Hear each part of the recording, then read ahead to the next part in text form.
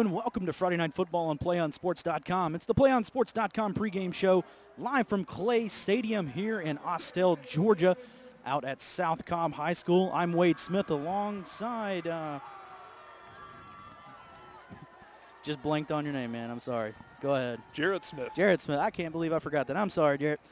And this is your destination for high school sports, PlayOnSports.com. Tonight's matchup features the McEachern Indians taking on the South Cobb Mighty Eagles. McEachern comes in 4-2, 2-0 in the region. South Cobb comes in 5-0 and 3-0 in the region. Tell me what to expect tonight from McEachern, Jarrett. Well, coming from McEachern, I mean, it's they've got 2 losses this year. Their 2 losses were to Grayson and to Walton. Those are tough teams to beat anyway. They've played really good football otherwise. They've got a dual-threat quarterback. Actually, they've got 2 dual-threat quarterbacks, one of which already gotten offers from Army and Navy. So you can kind of judge that and know what to expect out of their offense. And just looking at them in warm-ups, they've got a lot of depth. Lots of depth. We've seen this out here all night long. Looks like almost double the number of players to South Cobb. You got the white jerseys tonight for McEachern and the orange jerseys for South Cobb. Speaking of South Cobb, what can we expect from them? Well, I think the key to that game is going to be Chauncey Ingram, who's their running back. Very, very, very versatile. I mean, if you watch the pros, kind of reminds me in warm-ups of Jaquiz Rogers for the Falcons. Good comparison. Really quick first step. Good at reading his blocks. He's always falling down. Plays a lot bigger than he really is, and they're going to run a lot of spread, I think, get him the ball in space. It's going to be up to McEachern to tackle with the first man to swarm. South Cobb defeated North Cobb 27-26 last week. Great game for them. First time they're 5-0 since 1999. Absolutely, and they've been living dangerously, though. They've won their last 3 games by a combined 6 points. 6 points. And they've all been high-scoring games, so they're going to have to keep up with a McEachern team that's going to be rotating guys in and out. So you mentioned Chauncey Ingram last week for him. 8 carries for 90 yards on the ground, 6 receptions for 153 through the air. Yeah, I mean, they run a lot of that spread, and I think that whole thing of getting him in space, they're going to want to get him the ball short. Now, a lot of short passes, a lot of short screens, short slants, maybe a slant and go to open up somebody downfield, but a lot of yards after catch involved with South Cobb across the board. Mentioned Chauncey Ingram. Can't forget Stephon Masha, the quarterback, already committed to Liberty. What can you tell me about Stephon? Pretty good passer. I mean, I think he's going to be kind of underrated as a passer when people look at him. He has a lot of short passes, but he reads the field quickly, makes his reads quickly, and he knows how to get out of the pocket. He's averaging 94 yards a game rushing this year. Look for a lot of read option with him, and he's got to take care of the football. He turned it over 3 times last week. If he can take care of the football, that'll go a long way towards South Cobb season, keep him going on undefeated. Getting lined up for the kickoff here at Clay Stadium. Remember, out here for PlayOnSports.com. Friday Night Football Game of the Week. Wade Smith and Jarrett Smith bringing you all the action. Alicia Fowler and Aaron McDonald on the booth taking care of all your technical side. Thank them tonight. 12 minutes up on the clock, folks. We're ready for some Friday Night Football. Looks like back deep for McEachern. We have number 7, Taj Griffin, sophomore running back, and number 3, Ryan Sherman, the junior running back. And as we said, if you look at these sidelines, folks, big difference between McEachern and South Cobb. And also, you mentioned the pregame, Jarrett, before we got on air. The size difference is just outstanding. It really is, along the line especially. I'm really interested to watch about the third quarter. If McEachern starts rolling guys in and out, rotating guys in and out, how big that's going to be. And here we go. There's the kick. Low line drive. Fielded by the off man. That's number 2, Ty Clement, or that's number 24, Kel Parham. He's got a seam. Flag is down, though. He's down to the 35-yard line. We'll wait and see what the official's call is. Low line drive kick, though, cutting it across the seam. Picked up some good blocks. Somebody may have gotten blocked in the back, though, along the way. Have to think that's the call in that area. That is a block in the back going to go against McEachern. That'll back them up 10 yards. We'll wait and see where the line of scrimmage is going to be set up. Set up on the visitor side tonight, folks, so we got the officials back to us tonight. We'll get you the calls best we can. Now here's going to come the first test for both sides. They're going to have McEachern backed up a little bit to see what South Cobb's defense can show. I mean, they've given up some yards and points recently. Let's see if they can make a statement early at home. I will say we mentioned the size difference, but the one place where the size difference is not that big of a deal, look at South Cobb's defensive line. That's a mighty big defensive line for this team. It is. That's in the trenches. I mean, both of these teams kind of run that spread option. I mean, you're not looking for a lot of the downhill 3 yards cloud of dust Oklahoma-style run of the football. It looks like number 2, Ty Clemens, is going to come out and be your starter at quarterback tonight for McEachern. Be sure we've got Ty Griffin coming in and out of the game as well. Takes the snap, fakes the handoff, goes to the left side, got a little bit of space. He's at the 30, he's at the 40, breaks the tackle. He's at the 45. He'll be rolled out of bounds right there at the 45-yard line. That's number 14, Mike Sherman, the senior running back. You know, that's a lot of what I was looking at in game film before we got here tonight. A lot of that little, almost a delayed handoff with the guy coming out of the backfield, sweeping it around the end. A lot of good blocking. Those big guys move pretty quickly. It's almost an option draw right there. Third option there. Look down the field, look to the right, went to the left with it. See a lot of those plays tonight with the switching quarterbacks as well between Ty Clements and Ty Griffin. It's going to come back, though. We got a holding on McEachern. Oh, man, you can't have that if you're McEachern. Great play to start the game, but it backs him up again. And it looks like it will be a spot foul, though, so it's going to be 1st and 10 again. McEachern's going to go pretty fast, too. I mean, they like to speed the ball up. Both of these teams like to keep the clock moving and keep the ball moving. A lot of quick, no huddle. Looks like Clemens and Sherman set up in the backfield again. Same set. Clemens fakes a handoff. He'll throw throw left side. Ball is incomplete. Not a bad little pass there. Got it a little bit low. He was going out to Malik Williams. 2nd and looks like 5 now. Move the ball up. Oh, the stick is in a different position than it was before. Had him at the wrong spot before, but hey, there we go. They're at the 20-yard line now, 2nd and 5. Takes a snap, hands off to the right side. Got Sherman rolling around the right side. He's going to break a tackle, get into some open space, and he'll be down to the 34, but another flag down again. Yeah, this is something McEachern's going to have to clean up. I mean, early on, it's still early on. They've got plenty of time to clean it up, but you can't be having these flags. You're just putting your team in a hole. So another penalty against McEachern. Back them up again. Now, Wade, you were an offensive lineman. What do you tell these guys if they're coming off the field, if they're having this issue with holding? Usually if a holding situation in this kind of offense, they're not getting their feet up under them. They're reaching out, letting the body control them, not controlling the body. Got to get your hands inside and move your feet. Get them square, get your shoulders square, and get around and get that block set. I heard that plenty of times as an offensive lineman growing up, and that's not a lecture you want to hear when you come back to the sideline. Those offensive line coaches are always a lot bigger than you when you're in high school too, so a lot more intimidating to see. New running back in the backfield, that's number 7, Taj Griffin, the sophomore. Still have Clemens lined up at quarterback. He'll take the snap, go to the left side, and he'll hand off to Griffin. Griffin tries to cut it up inside, can't find any space, and he'll go down. Looks like the ball might have popped out there. We'll have to wait and see what the official's call is, but there was a scramble for the football. I think it's going to stay with McEachern. Got to hang on to that football. McEachern looking a little bit shaky here. They've had some really good plays, just some mental errors going on. So 3rd and 11 now. Got to cut down on the mental errors early in the football game. 10.5 minutes to go. Just started this one off, still 0-0. Takes a snap, fumbles the snap, tries to roll right, decides to cut back to left side, has a little bit of space. He'll take it up and be rolled out to the sideline. Not enough gain to get the first down. They're going to have to be set up on 4th down now. Oh, what a great block, though, by his offensive guard. It looked like his left guard coming out, not giving up on the play, came back, got the crackback on the defensive end. That really opened up to at least get them off of the kicking off of the goal line. Give them a little bit of space there. It's a little things that can make a difference later on. It's like number 12, Chase Jones, is going to be punting for McEachern. Going to have some duplicate numbers for you, folks. We'll get you the best names possible out here tonight. There's 2 number 12s out there, but this one listed at punter is Chase Jones. Multiple returners back for South Cobb. That's going to be Chris Simon. That's going to be Chris Simon and Gerald Pinckney back there for South Cobb. Simon, the near guy. Pinckney, the far guy. There's the snap. Punt is off, coming towards Simon's side. He's going to field at the 45-yard line and get leveled. That's number 24, Kel Parham, there on the tackle, and he laid a stick to him as well. Oh, that was a great hit and a questionable decision to field that on the fly. I mean, especially that ball was knuckling as it was coming down. That's one you may want a fair catch or just get out of the way and let it go. South Cobb sets up on offense now. And we've got number 4, Stephon Masha. We mentioned him in the pregame, going to be set up at quarterback. Your main running back for the day is going to be Chauncey Ingram. He's split out to the left side right now. We'll see what this set has in store. 5 wide receivers. See if they motion back in. And once again, as you mentioned earlier, with that size, looks like both teams on their lines have a lot of size. It's just going to be a matter of depth and holding up as the game goes along. So Masha changing the play. Had to check with me with the coach. Lined up at the 45-yard line. Man in motion. Masha takes the snap. He'll hand off to the left side. A little bit of space. He'll be down after about a 6-yard gain. That's number 11, Ryan Sumner, the wide receiver.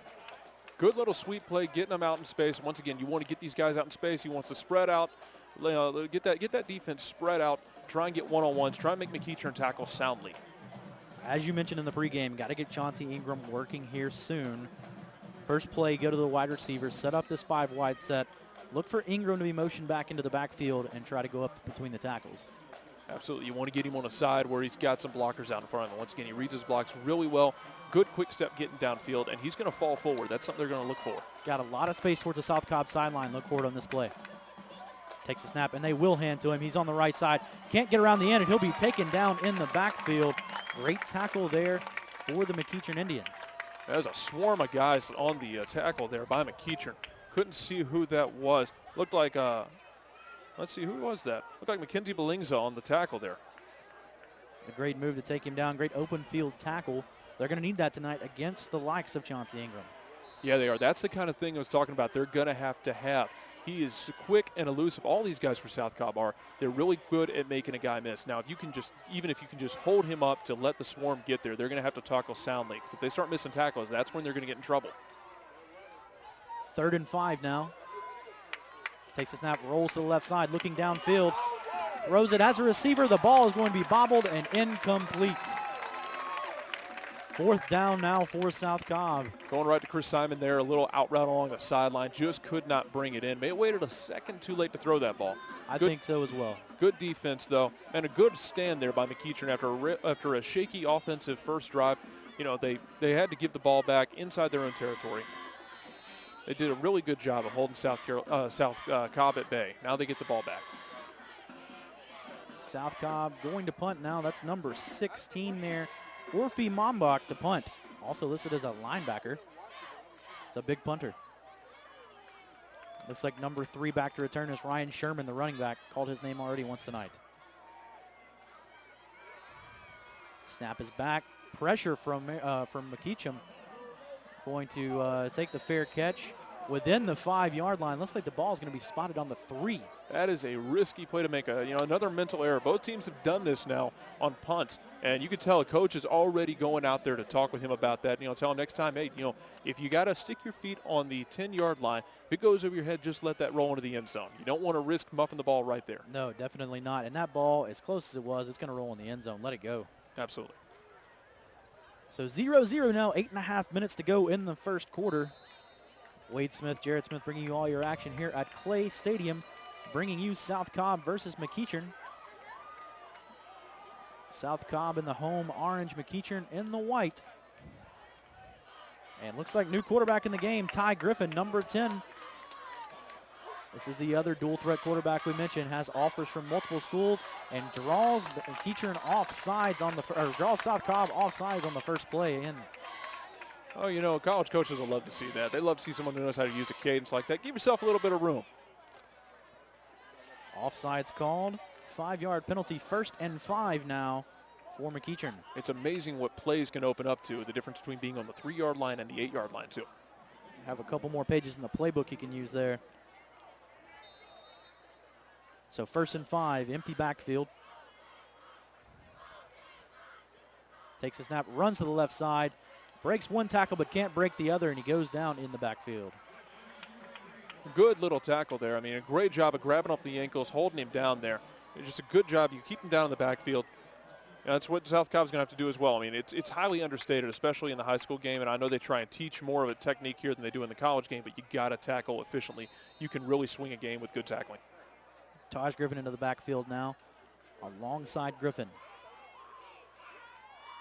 Griffin moving the guys around, checking the defense. Takes a snap, man in motion, fakes the handoff. He'll take it up the middle. He'll be brought down. Looks like after about an 8-yard gain, that's going to be enough for the first down. Yeah, it was. You saw the middle open up there. Hey, you take the 8 yards if you can get them. And, there's a flag on the play, looks like as well. Back him up again. Another flag called against McEachern. That's their 3rd in the first 5 minutes of the ball game. Somebody's going to have a bad night if this keeps up. Somebody's going to have a bad Monday running if this keeps up. Well, you mentioned it. Those mental errors, especially on the road, you don't want to make them.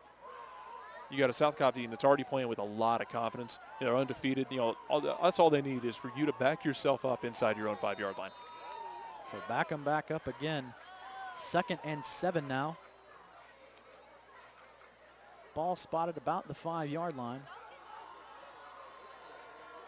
Still have Griffin in a quarterback. Trying to send a man in motion. Finally gets him. Takes the snap. He'll fake the handoff. He'll take it to the left side, trying to get to the sideline. Breaks one tackle, breaks another. He's at the 20. He's at the 25. He broke another one. He's at the 45 now, the 50. Takes it down another one, and he's at the 45-yard line, crossing the good side of the 50, and that's where they'll take first down. Goodness gracious. My goodness, a huge pickup there, and that's what you like to see from your quarterback. Take charge, make guys miss, don't give up on the play. Again, the blockers, once again, getting downfield, blocking for him. Someone's day just got a little bit easier come Monday afternoon. So Clemens now in at quarterback, making the switch after the long run for Griffin. Rolls left, looking downfield. Has a receiver open, throws it up, and the ball's going to be intercepted. South Cobb going to come up with it off the tip reception. They're going to be out of bounds at the 25-yard line. South Cobb takes over 1st and 10 from there. That is such a tough play for a quarterback to make. A right-handed quarterback rolling out to his left-hand side, having to throw across his body. Wasn't a bad throw. I mean, it was a little bit high. Yep. Yeah, just a little bit high off his man's fingertips, and that thing kind of ducktailed as it came out of his hands. Defensive back was right there to grab it. Bad break for McEachern there. After the great run from Griffin, Clemens throws the interception, and now it's going to be 1st and 10 South Cobb. And they're going to be set up at the 25-yard line. 7 minutes to go here in the first quarter. Still nothing on the board. Looking at that, I really think he wanted to go downfield. He had a receiver who was streaking down the sideline, but the safety did a great job of covering over the top. As we mentioned, Masha in at quarterback. Going to have Ingram motioning through the backfield, fakes the handoff. Masha wants to go downfield. Instead, goes over to Ingram, and Ingram can't hold on to the football. Bobbles it incomplete, 2nd and 10. So much going through his head looked like right there. It looked like he might have heard the footsteps of number 4 coming up on him. That would have been Glenn Frazier, the junior, coming up right, looking like to lay a hit on him. May have been looking downfield trying to figure out what he wanted to do next. Got to bring it in first. Looking at steps C and D before he got done at A. So still Stefan Masha at quarterback. Playing that shotgun spread set, the check with me. 4 wide on the left side. Solo coverage on the right. Takes the snap, hands off to the right side. Looks like, or he fakes the handoff. Be ready for a halfback pass on that play right there. The way that Ingram checked up like that, if he would have had the football, he would have been ready to throw. Yeah, he would have, and I'm not sure what kind of arm he's got, but if you're going to do that, you got to trust your running back, and if they're willing to trust him like that, you got to assume that he's a threat to throw the ball downfield for a big play. I'll say this: it was a very good fake from up here. It faked me out, and the defense didn't even go towards Ingram on that one. So if I'm the coaching staff up in the box, you've got to think they're looking at that play. So 3rd and 3 now. Fakes the handoff, rolls to the right side. He'll have enough for the first down. And that's going to be about it. Flag, another flag down. Lots of flags out here tonight. Looks like that one's going to be holding against South Cobb, but we'll wait for the official's call.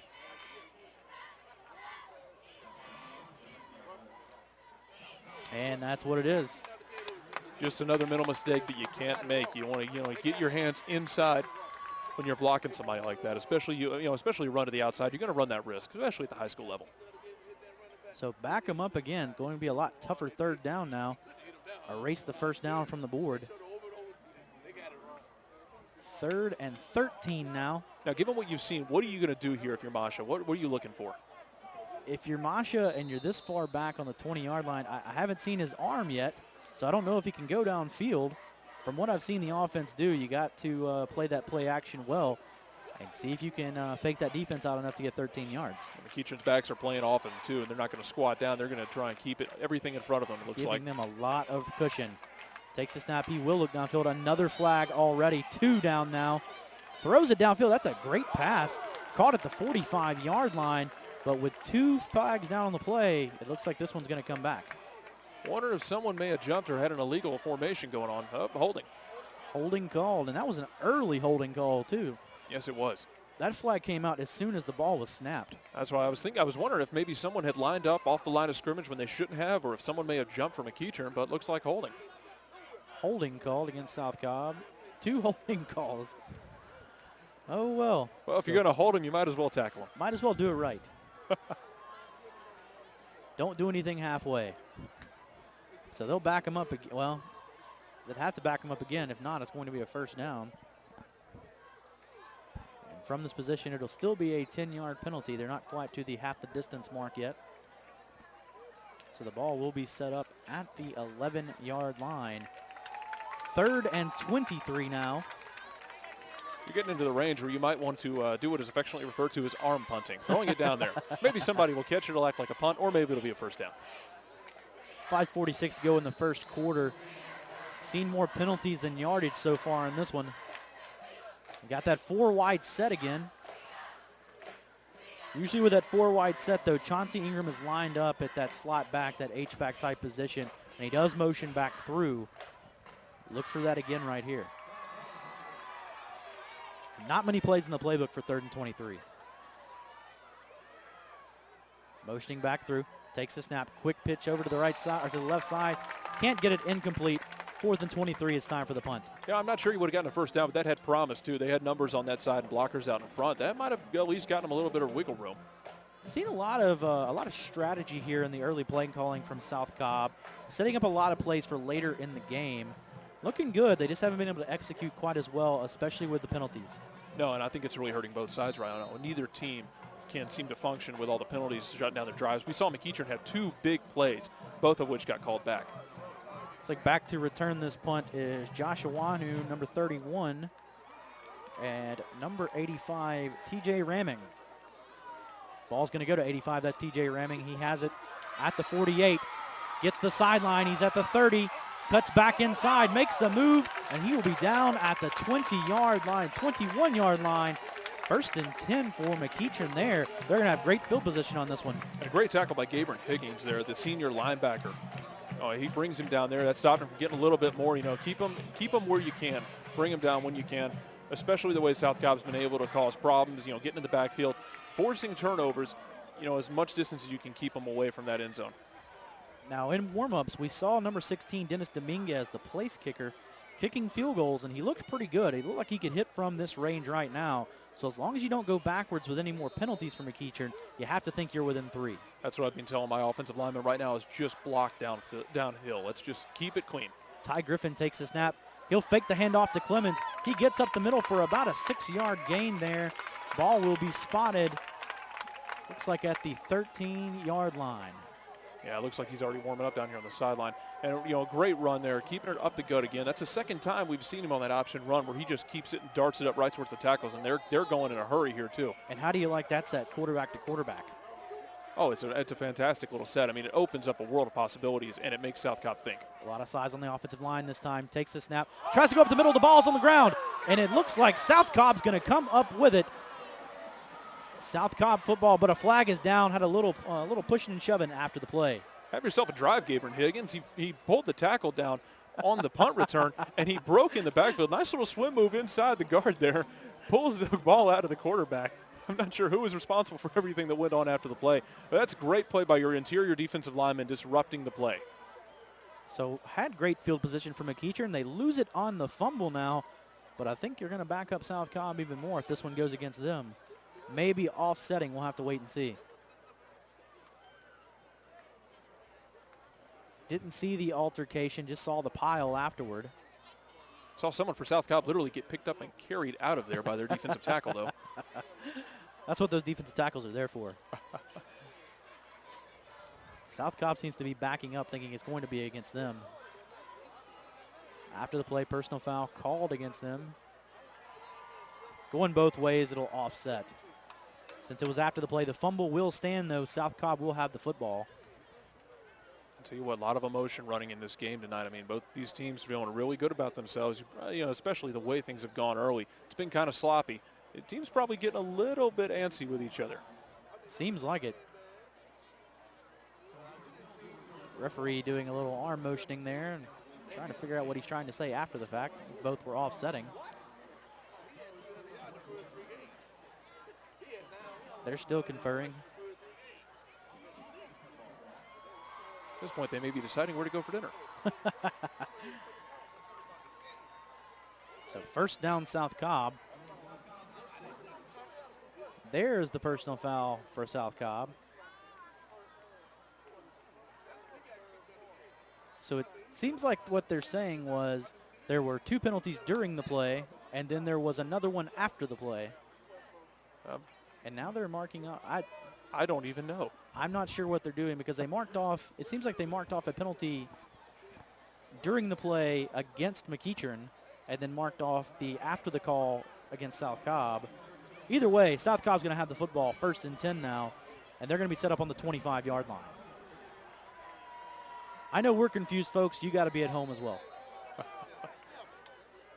4:25 to go in the first quarter. Still nothing on the board. Not a lot of offense in either one. Lots of penalties. A few good defensive plays so far and a couple good punt returns. But they'll take the snap, and going to be brought down hard in the backfield. Good tackle there to take down Stefan Masha. Yeah, that one right there looked like Tyler Woodley coming up. And if Tyler Woodley's making a tackle, he's a defensive back. If he's making a tackle in the backfield like that, your guys got to go downfield a little bit. And have to remember Tyler Woodley, the athlete, the sophomore, 5'11", 170, already has interest from Alabama, Stanford, South Carolina, Ohio State, and Michigan. That's a who's list right there. That is, especially for a sophomore. He's a good-sized kid out there, though. He's a good-sized kid, especially for his age. And it looks like Masha's having to come off the field. I don't know if he had an equipment malfunction or what the deal is. They're looking at his helmet. Let's hope that's all it is. I don't think South Cobb can really afford to lose Masha at the moment.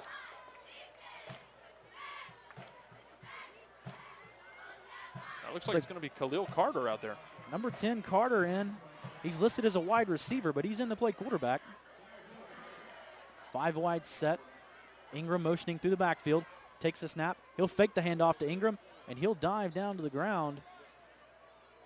Looks like a few yards gained there. Back to the original line of scrimmage.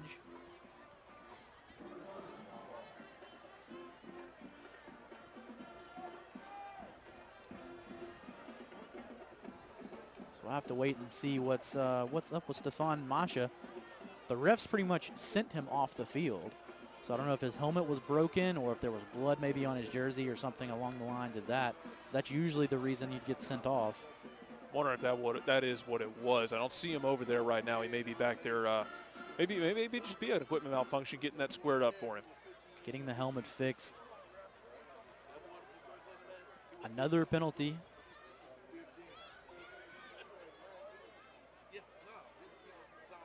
Illegal formation called against South Cobb.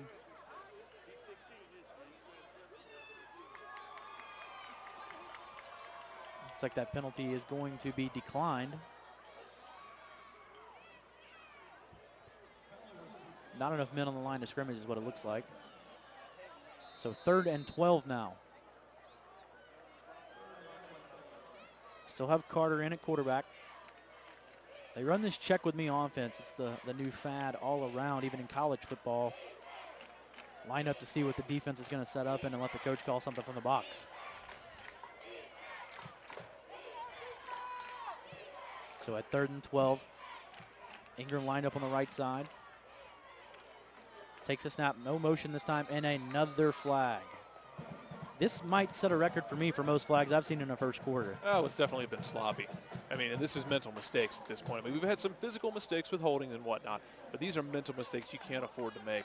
You know, when we talked about turnovers earlier in the game and before the game, you get a turnover like that, you don't want to waste it by moving backwards. So 2.5 minutes to go in the first quarter. Still nothing on the board. Only one time crossed the 50. Crowd really getting into this one now. I want to see something other than some flags. Carter takes the snap, looks downfield, has nothing. He's going to be taken down in the backfield. Tried to get the strip there from McEachern. Couldn't get it to fall. That was 29 again. Yeah, that looked like Tyler Woodley right there again. He was the first guy there. A swarm of golden helmets around him. Woodley the first one there to start disrupt the play. And now you know why. He is recruited by that who's who list. Been in the backfield all 3 plays there, even though there were a couple of penalties separating those 3 plays. Dude, if McEachern can hang on to the ball, you can tell the fans over here, they can start to smell the blood and the water. But when your punt returners are lined up at the 44-yard line and the South Cobb kicker kicks line drive kicks, you have to think you're going to get great field position here if you're McEachern. Absolutely. You got to wonder if they're going to come at it or if they're going to try and maximize their return. Takes a snap. They came at it somewhat, not a lot. Ball's fielded at the 42-yard line. Breaks the first wave of tacklers. He's got the sideline now. He's at the 20 and gets nailed out of bounds. That was a solid hit. Ryan Sherman was on the return there, the junior running back. Goodness gracious. I wonder if anybody got the license plates of that one. That truck ran him over. He's not going to want to find that one again. No, it wasn't, but that's a good hit. You finish your hit on the sideline. You make sure he's out of bounds on the play. And now, once again, you're asking South Cobb to step up with that defense and make another big play. Right back where you started before the fumble, the 21-yard line again. A few minutes run off the clock in between. Got to hold on to the football this time if you're McEachern. And Clemens will be lined up at quarterback. Pistol formation, takes the snap, fakes the handoff, and he'll go nowhere, maybe even a loss of one. Look like Terrence Wells in there. It broke through the line. That's twice now we've seen big defensive interior linemen swimming right through that McEachern line and making tackles and disrupting plays. I have to say, this is a much more physical game than I expected. The offensive and defensive lines are just fighting it out up there, and it's been a hog molly type game. I agree. I expected a lot more getting the ball out in space. Takes the snap, tries to pitch late. Lucky that one came through. That was number 7, Todd Griffin, on the reception from the pitch. Good job by Jordan Harton, and the senior safety there for South Cobb. Came up, made the ankle tackle, got him right there near the line of scrimmage. They got a couple yards out of that, but still, now you leave him with a 3rd down and long. 3rd and 8. Clock continues to run. 45 seconds to go here in the first quarter, and Griffin's going to be in a quarterback. He'll drop back 3 steps, looking across the middle. The ball is deflected, incomplete. Trying to go for the middle screen there. Can't get it complete, though. Okay, Bryce Connor got his big paw up there, knocked it down, trying to throw it over the trees. So 4th down.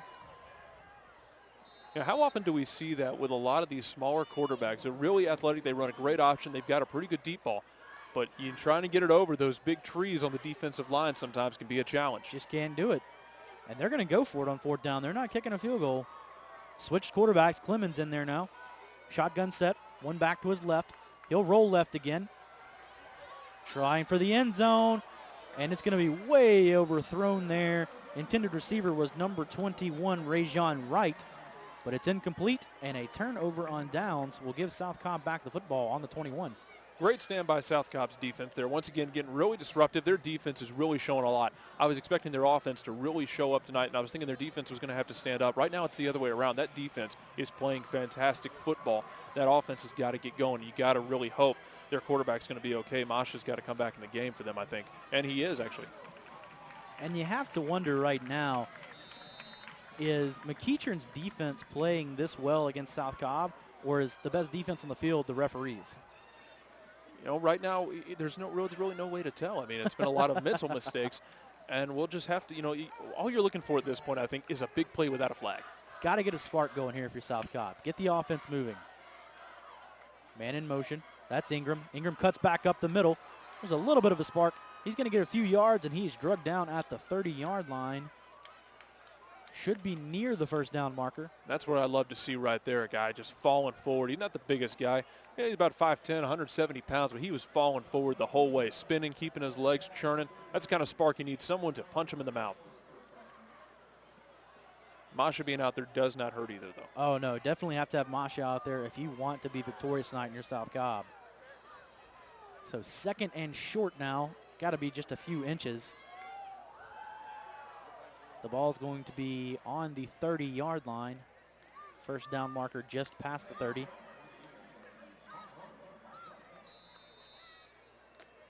Masha checking the sideline for the play. Looks like they might just let this one run out. 10 seconds up on the clock. Down to 5. And that will be the end of the first quarter. And we still have nothing on the board, folks. 0-0 here at Clay Stadium as South Cobb takes on McEachern. We're going to take a quick break, folks, while they're at the quarter. We'll be right back here on PlayOnSports.com, Friday Night Football Game of the Week.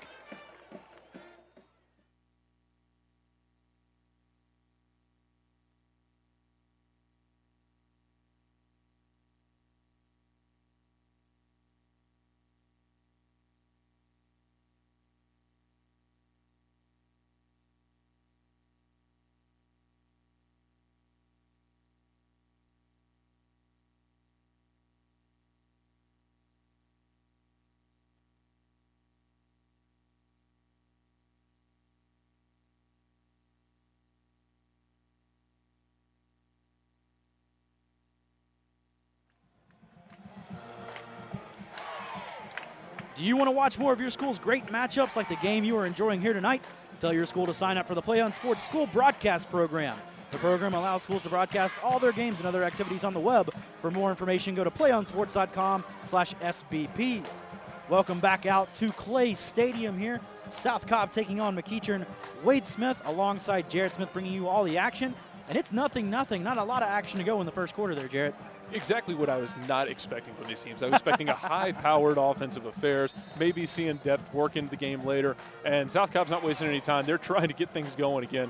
Masha's already doing the check on the line. When we were talking in the beginning, we thought it was going to be who would score first. It might be who scores it all in this one. Masha in the quarterback position in the shotgun. He'll take the snap. Hands off along the right side, trying to get something going east and west and not north and south. That time he goes a little more south, and he'll be downed in the backfield. Not a gain for South Cobb at all. As Glenn Frazier, number 4 there, coming up. You know, everybody got held up then. Frazier, the linebacker, just brought the hammer. Mentioned Glenn Frazier a couple of times tonight. He's been playing well. That's a good sign if you're a linebacker. You want to get your name mentioned. Yes, you do. If you're Coach Kyle Hockman, you have to enjoy that for the McEachern Indians. So third down now. Looks like third and about 6 for South Cobb. I'm still kind of waiting. I'm wondering how long they'll wait before South Cobb may try and take a shot downfield. It may be right here. They've been lining up in that 4 and 5 wide set every single play, and the most they went downfield was one play that got called back. Masha will roll left this time. Now he goes downfield. Ball is complete. Good catch there. Looks like number 12, JT Alphabet. What a name, Alphabet. That's a mouthful. That's a fun one to say. JT Alphabet, he's been recruited by various schools. He's a senior as well, kind of one of those sleepers in Georgia right now that he may get offers later on from the Georgia States and the Georgia Southerns of the world, the smaller schools, but definitely a good athlete. Absolutely, there's a lot of them, and good route running there by him. He got there, he stuck his route, cut it out, and route running is so underrated when you're a wide receiver, especially a possession guy. First down now, takes the snap, hands left side, trying to be brought down to the backfield is Ingram, and he finally is. The ball came out. I'm not sure if he was down, though. I think that might be McEachern football. Yeah, and that was our man once again. That was number 29, Tyler Woodley, with the big stick to hold him up there and bring him down eventually. They're going to call him down. They're going to say forward progress was stopped before that ball came out. Still a great play by number 29, Woodley. He's been all over the field tonight, and he's going to keep getting in the backfield, making tackles. The side judge was in great position to make that call, so we're going to stick with him there. He did not back down at all. He stepped on that line and said he was down. Well, it's nice to see an official stand there, make the call that he thinks is right, especially if, he gets it right and he's sure about it. Good job by the officials there to confer on it and to agree on it as well. You want to get the right call out here. 2nd and 15 now. 3 wide to the right, 2 to the left. Ingram comes through the backfield. He'll shift to the left side. Masha looking downfield. Has a receiver across the middle. That ball's going to be intercepted. Intercepted at the 45-yard line. Trying to break a tackle. Finally does. Tries to cut back to the right side. Finds a hole. He's at the 45. He'll be brought down finally at the 41-yard line. Intercepted there for McEachern. That is number 24, David Phillips. Looked like the internal clock got a little bit short on time there for Masha. Got happy feet. Threw it down the field into triple coverage. He was more than happy. Number 24 more than happy to oblige, and he reached up, grabbed that one. Got me a little nervous there dancing around. That's the way a defensive back gets the ball stripped out, especially if they're carrying the ball like a loaf of bread. That's a couple of good moves, though. Takes the ball to the 43-yard line, but McEachern's had good field position 3 times already tonight and came up with nothing so far. We'll see what they've got now. Clemens is in quarterback. He'll take the snap. Hands off from the pistol formation and going out of bounds. That's Mike Sherman, number 14. I always love to see the pistol formation run, especially at the high school level. It's just a lot of fun to watch. You get a lot of options available to it, especially with a back like that who's been running downhill all night. Always fun to watch. He kind of gets that extra step in terms of momentum moving forward. I tell you what, we were talking college football earlier before this game kicked off, and that pistol formation with a running quarterback like that is kind of the backup formation that Alabama runs right now. Now, they have A.J. McEachern that starts, but they don't really have a true backup. So their backup is a dual-threat quarterback that plays running back, and they run this exact offense. They'll take the snap. He'll roll right side and knocked out of bounds. Looks like number 10, Ty Griffin, quarterback to quarterback again. Yeah, I mean, hey, once again, we said that formation opens up so much. Now, you can call it a gimmick if you want. I mean, sometimes they say, you know, if you have two quarterbacks, you don't have any. Right now, you got two quarterbacks, though, that can run it or throw it. And, you know, you're looking at a potential situation where you can hand off and then you turn it into an option play. I'll tell you what, if I'm McEachern, I might not let that set come off the field right now. It's been the most successful thing they've been running all night. And as you say it, he comes off the field. I know. Pistol formation again for Clemens. Fakes the handoff, tries the left side, stretching it out as wide as he can. Finds a little bit of a hole, and it's going to be enough for another first down for McEachern. Once again, the safety, Jordan Harton, number 18, having to make the tackle there. And, you know, if your safety ain't up on the line and he's making that many tackles, you know, you gotta start shoring things up on the front end. You got to wonder, though, you know, are both of these defenses getting a little bit tired of doing all this running around and having to hold their line? So Griffin is now in at quarterback. Clemens is split wide left. Both quarterbacks in on the field. Look for an motion through again. Not this time. He'll take the snap. Looks for the bullet down on the right side. Incomplete. You know, just a bad pass there. I mean, he was going to him, threw it right at his feet. You know, if he's a shortstop, that's a great play. But, you know, for a wide receiver, just getting a little bit low there. Not sure how much he would have gotten there. But not a bad idea. You want to keep him honest with that little pass. Keep your eye on the ball. We watched it in warm-ups as well. Look, their third-string quarterback had the best arm of anyone out here, but just not as athletic as Clemens or Griffin. Here's your set again. Motions through. Play is blown dead. Another flag down. Gonna have to be against McEachern for him to stop play. False start called against McEachern. Back him up 5 more. Once again, making these mistakes. You know, they started to do this once they got into the territory on the other side of the field last quarter, and, you know, you just can't have that. You're trying to get down, especially at a night where it looks like scoring is going to be at a premium. So ball is all the way back to the 21-yard line now. 2nd and 15. Yeah, both quarterbacks out there again in that set you were talking about. Griffin takes the snap, looks down the center, has a receiver open. And wait for the official call. Incomplete. He had it going up. He went up, made a great attempt at it. He had it juggling it, did not complete it through the catch. Now, I know people hate to hear that, but when he hit the ground, that ball was still juggling, and it ended up on the turf. Unfortunately, a great effort there by the wideout. Great drawn-up play there, and a really good pass by Ty Griffin as well. Led his receiver just right down to the end. Could not come up with it. Always love, especially in high school, to see someone run a seam pattern with an inside wide or a tight end. So 3rd down, drop back again. Quarterback draw up the middle, has a lot of space. He's going to try to take it up and in for the touchdown. McEachern on the board early. Ty Griffin takes it in for the first score. Well, you know, do it yourself sometimes if you got to. Look, the good quarterback draw. They let the ends get up the field. They kind of split the middle like Moses parting the Red Sea. He took off up the field. A great job of fighting for yardage and finds pay dirt. What a play by Ty Griffin. Number 12, Chase Jones in to kick the punter. Or actually, that is the holder. It's going to be 16. Dominguez is going to be your kicker.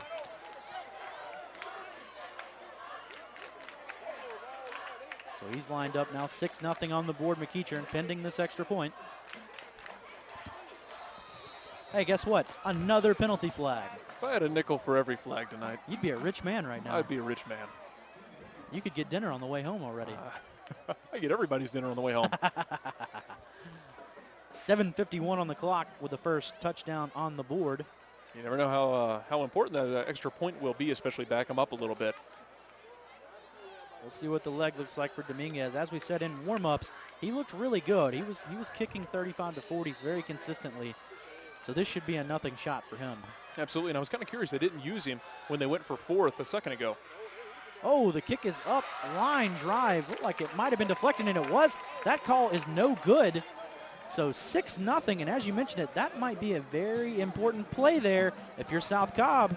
Yeah, it was. Good job not giving up on the play. Backed him up just a little bit. Look, yeah, I think you're right, though. It looked like he got tipped coming out of the line. That thing looked like a line drive coming off somebody's bat. You have to wonder if that was a poor hold or if that was just a bad kick on Dominguez's part. line drive kick like that. We did not see a single one like that in warm-ups. No, he was kicking rainbows all through warm-ups. Beautiful kicks, actually. It's just about hitting the ambulance that's out there right now, where it's parked anyway. And that's a solid kick. So it looks like number 8 in to kick for McEachern is okay again.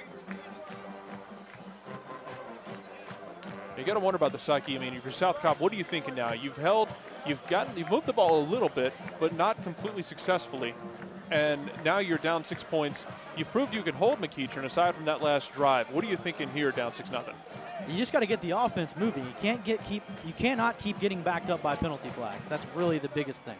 Well, if you're going to have someone started off, this is the guy you want back there, back on the right-hand side. You got Ingram back there ready to bring this kick back. Number 9, Chris Simon, alongside him as well. Ingram will be the near guy. Simon will be the far guy. Okay, lines up. Here is the kick, and it will travel into the end zone for a touchback. South Cobb will take over at the 20-yard line. Fantastic kick, kicking it out of the back of the end zone there. Hey, you can minimize the return. Great job, especially with 2 electric guys back there. That's the best way to neutralize Ingram right there, is not even let him touch it. So we'll have Masha and Ingram back there again as well. Masha with his spread shotgun set, as we've been seeing all game long. It's like Ingram will be split out again. I thought he was going to line up in the backfield this time, but he's not. So 1st and 10 from the 20. 7:50 to go. Looking over there, it looks like they got Tyler Woodley lined up at defensive end. Looks for the quick pass, and incomplete. Comes off the hands of Ingram again. He had a receiver coming across the middle that he wanted, but the defender stepped into the last minute and created a good move not to throw that ball. Well, you look for that kind of vision in a quarterback, to pay attention, to look around the receiver, not just to stare down a receiver the entire way. Good job to see that incomplete pass there, but, you live to fight another down that way. As we mentioned, Masha is committed to Liberty. Last week he went 19 for 32 with 272 yards through the air. He had 75 yards on the ground. Have not seen a lot of that or any of that so far tonight. This time he'll fake the handoff and take it up the middle, and he gets tattooed. That was a tough shot there from McEachern. That was a great hit. Like Fitz Watley there laid the big hit on him. Yeah. At least combined for the sandwich there that resulted in Masha being caught in the middle of it. Number 28 from McEachern. Another defensive back type guy making the tackle. Lots of defensive backs on this field for this team. Yeah, he's been kind of playing that linebacker safety hybrid, kind of dropping back a bit, but a young guy too. He's only a sophomore, so a lot of depth, a lot of youth playing on this team right now. In the shotgun set, takes the snap, throws out left and cannot complete it. He just does not have his bearings on his passes right now. That's what it looks like. You have to wonder if maybe when he came off the field earlier, maybe he got popped in the head and they were fixing a bloody lip or something, and he just hasn't gotten back from that yet. Looks like he's kind of scared out there, a little tentative. Yeah, I'm starting to wonder that as well, especially with an equipment malfunction. You wouldn't expect him to be out maybe 1 or 2 plays, but he was out the rest of that drive. And of course, it was only 3 or 4 plays. But yeah, you're right. He just doesn't look comfortable throwing the football right now. Everything's kind of looks like he's trying to lead his receivers, and he's just doing it too much. Just a mutt. So 4th down now. 4th and 3. Deep inside South Cobb territory, though, they will have to punt the football. This is exactly what McEachern wants, too. They got the score, they got the stop, now they get the ball. Here's the punt. High fly ball kick. Fielded and muffed. It's on the ground. And they somehow come up with the football. It came out again, though. There was a face mask out there, but I don't know if the flag got thrown. I saw the beanbag come out, but I'm not sure a flag came out. Oh, it's over here. That has to be something different, though. There's no way they called face mask all the way over on the other 35-yard line. Considering his helmet is still facing forward, I think you're right. So we'll wait for the call. That ball popped out. It was a great move there by Leon Boyce to even come up with it. Yeah, and once again, a risky time to field a ball, but to field a punt. I mean, that thing was spiraling very slowly as it was dropping. He was running up into the coverage. I mean, that's always a risky one. Always get nervous about fielding. So block in the back called against McEachern. The crowd wants the face mask call. Jared Smith wanted the face mask call. He saw it as well. I mean, he grabbed him, kind of danced with him a bit with it. Ball was spotted at the 50. We'll wait and see where it goes after the penalty call. Hey, coach wants it too now. I think everyone but that official saw it. So they'll step it off now. That's going to be the line of the night. What about the face mask? I feel like we need a poster with that right now. If ESPN was here, that would get on TV.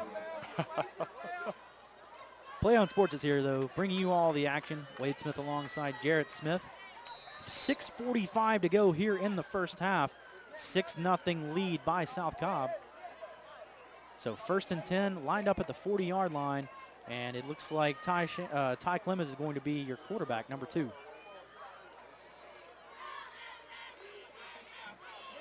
Takes the snap, look for the double move here. Tried the block by Griffin. Clemens has got the sideline. No one's going to catch him, folks. He's at the 15, the 10, the 5. Touchdown, McEachern, and they tied up 6-6 just after the first score by South Cobb. You know, I was thinking the same thing you were. Once Clemens and Griffin were on the field together, once he broke out wide and he came back, I was looking for, when he laid a great crackback block, first of all. Second of all, when he came back, I was thinking, all I could think was, are we going to see reverse? I thought it was. Are we going to see something, a little bit of razzle-dazzle here? No, he kept it. He hit the sideline, and it was a track meet, and he won it. We talked about setup plays. That's going to be another one set up later on in the game. Wait to see if that reverse does happen. McEachern in to kick now. Takes the snap. Kick is up. And kick is good. 7-6. Indians are in the lead now over South Cobb. That's going to be a big extra point. I'm sorry, it's 12-0. I can't count. I thought the other team scored a touchdown. So 6:36 to go now. Now South Cobb's really kind of, they're not behind the 8 ball. You don't want to say that. It's only 13-0. But they've got to get the offense going. They've got to figure out something here. And, Masha, he took that hit earlier in the game. You wonder if he's having a little bit of issue getting his rhythm back.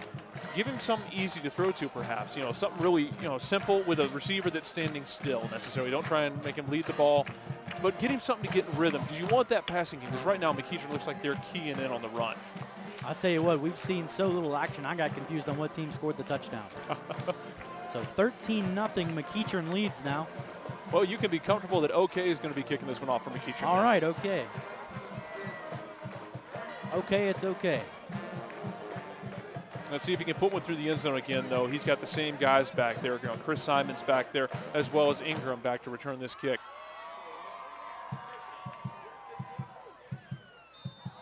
Again, Ingram will be your near guy. Simon will be the far guy. And OK lines up, and there is the kick. And looks like it's going to get to the end zone again for another touchback. That's quite a leg. Yeah, he's quite a leg, and he's earning a steak dinner tonight with those. So 13-0, 6.5 minutes to go here in the first half. I'll take that from a kicker all day. McEachern on top. Indians lead the Eagles. Still the same setup. Stefan Masha at quarterback. Got to see something going here for Masha. I'm wondering if the coach was telling him that on the last series, looking on the sideline there. They had the offense on the side, kind of talking to him, maybe getting him a little pepped up. You got to do something here. You got to punch McEachern in the mouth if you're South Cobb. Ingram's going to be lined up at that slot back on the left side. Comes through the backfield, throws out left, completes the pass, has some blockers, and he'll be brought down, it looks like around the 28-yard line, and should be very close to the first down mark. Like a host of McEachern Indians there to bring him down, but that's exactly what you're talking about. You just wanted him to something pitch and catch, something just to get his confidence back that he can make that throw, and you pick up 8 yards in the process. That's a win-win. And you've got 6 minutes left. You've got plenty of time to move the ball downfield. There is no reason to rush this. Exactly. That took the words right out of my mouth. Do not rush. Take your time. You're only down 2 scores here. Get one on the board right here and come back after halftime. 2nd and short now for South Cobb. He'll fake the handoff up the middle. He'll get, looks like about 1.5 yards, 2 yards. Wait for the official spot. It's going to be close to a first down here. That was 11. Ryan Sumner on the motion on the sweep fake. He didn't hand it off, and you saw McEachern did not really bite on it there. They stayed in the middle, and oh boy, it looks like we got a man down for McEachern. Looks like that's number 90, Mackenzie Bellingsia again. He's hurting. Oh goodness. That's not good to see. South Cobb did move the chains on that one. It'll be 1st and 10 after the injury timeout. 5:46 to go on the clock. It's like he's trying to get up right now, but he just can't do it. You know, if you can't just stay down for a minute, let them come take a look at you. No reason to make things worse when you can just kind of get a diagnosis right now. Coach bringing his guys over to the sideline. They're going to give him a chance to check him out. We'll take a quick break with them, folks, here on PlayOnSports.com. Friday Night Football Game of the Week.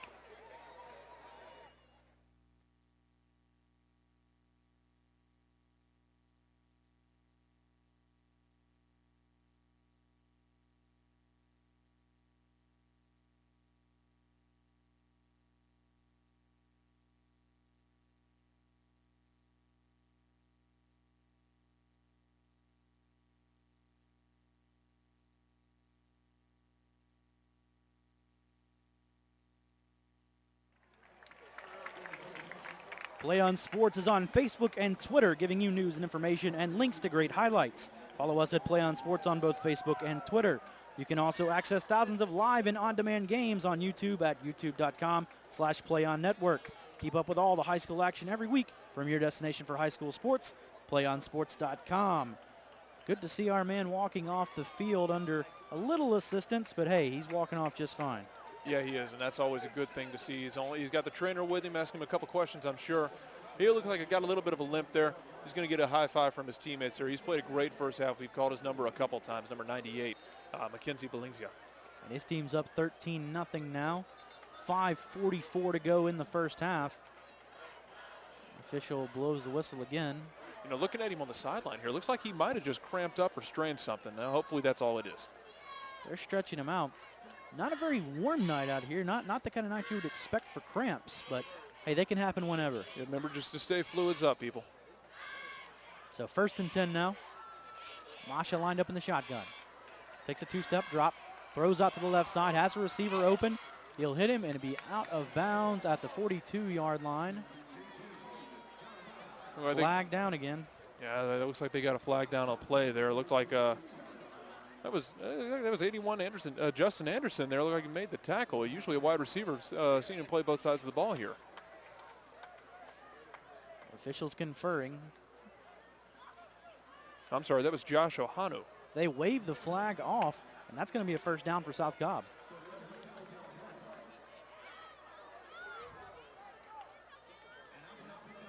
So where will the ball be spotted?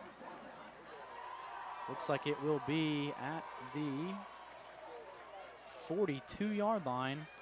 1st and 10 South Cobb. And these are just more throws trying to build the confidence of Masha as you start to build this drive. You know, it's great little easy throws for him, and you're picking up a first down in the process. And McEachern is giving them these throws too. They're not jumping the routes yet. You have to wait and see. They might try to jump one of these on the sideline. Gonna fake the handoff to the right side. Tries to go up the middle again, but Masha just can't get it going up the middle. You know, once again, it looks like, you know, that little sweep is not working right now. They're looking for Masha to keep the ball. Interior defensive lineman there making the tackle. 2-yard gain is just not a successful play on first down, especially against this defense right now when they're playing that run up the middle. They are keying on that. You've got to go outside, but you can't stretch it like you've been trying to do either because the speed is just too much on McEachern. Oh, and as he's starting to get confidence, I'm starting to look for more of these little hitch routes, maybe a short slant, something, because the safe, you look down here or look at the flanker on the outside, he is getting 10 yards of space from the corner. Takes a 3-step drop, looks left, can't find anything. Comes back right, has a receiver open. He hits him, and it's going to be enough for a first down. That's number 10, Khalil Carter, making the catch. And first down, South Cobb. Might be the best play we've seen from Masha so far on reading the defense and getting it out there. It really was. I really enjoyed watching that. And Christian Wade, number 53, in there on the tackle for McEachern. But, you know, that's a great job. He got in the pocket. He actually had more time than he thought he had. But I love the fact that he kept his eyes downfield, but he moved around. He had an internal clock, and when that internal clock went off, he started to move around and then start looking for the open receiver, kept his eyes downfield, didn't instantly think about running the ball. So 1st and 10 now from the 44-yard line. Masha will check the sideline again, get his play call. 4 on the left side. That includes Ingram. Different motion man this time. Takes the snap. He was moving forward on that snap. I'm surprised he didn't get called.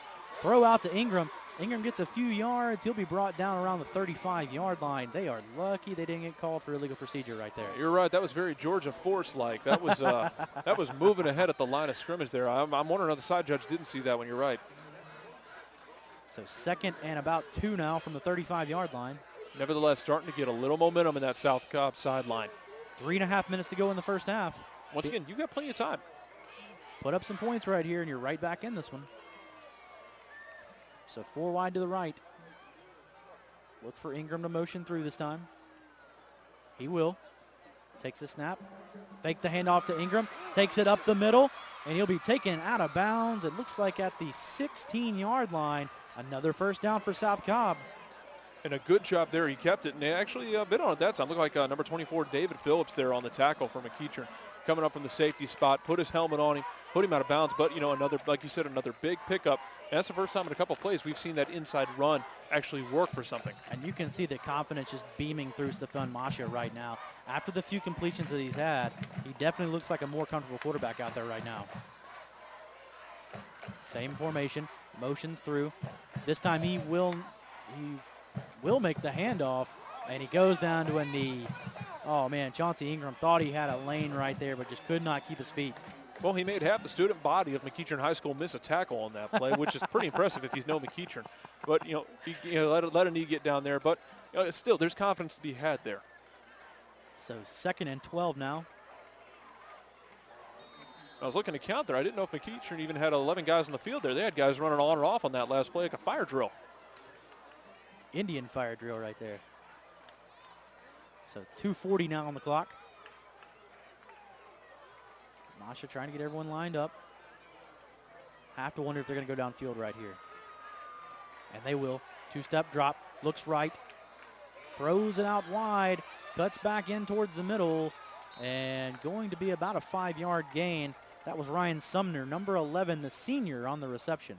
And, you know, another great job, great confidence play there. He looked downfield. It wasn't there, so he checked it down. Sumner got a good bit of yards for Christian Wade, number 53, once again, linebacker, bringing him down a little bit downfield, but you'll take that short pass. I mean, you move the ball. Now you've got a manageable 3rd down. It's like Sumner had an issue with his helmet right there. Pulled something out of it and threw it over to the sideline. Working with one less helmet pad, I guess. Clock continuing to run here. Looks like they're trying to run some clock off before they try to throw it in the end zone. 3rd and 7 now for Masha. They can get a first down without scoring.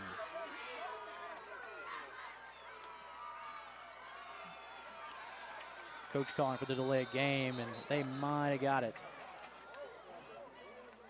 Oh, false start called. Wow.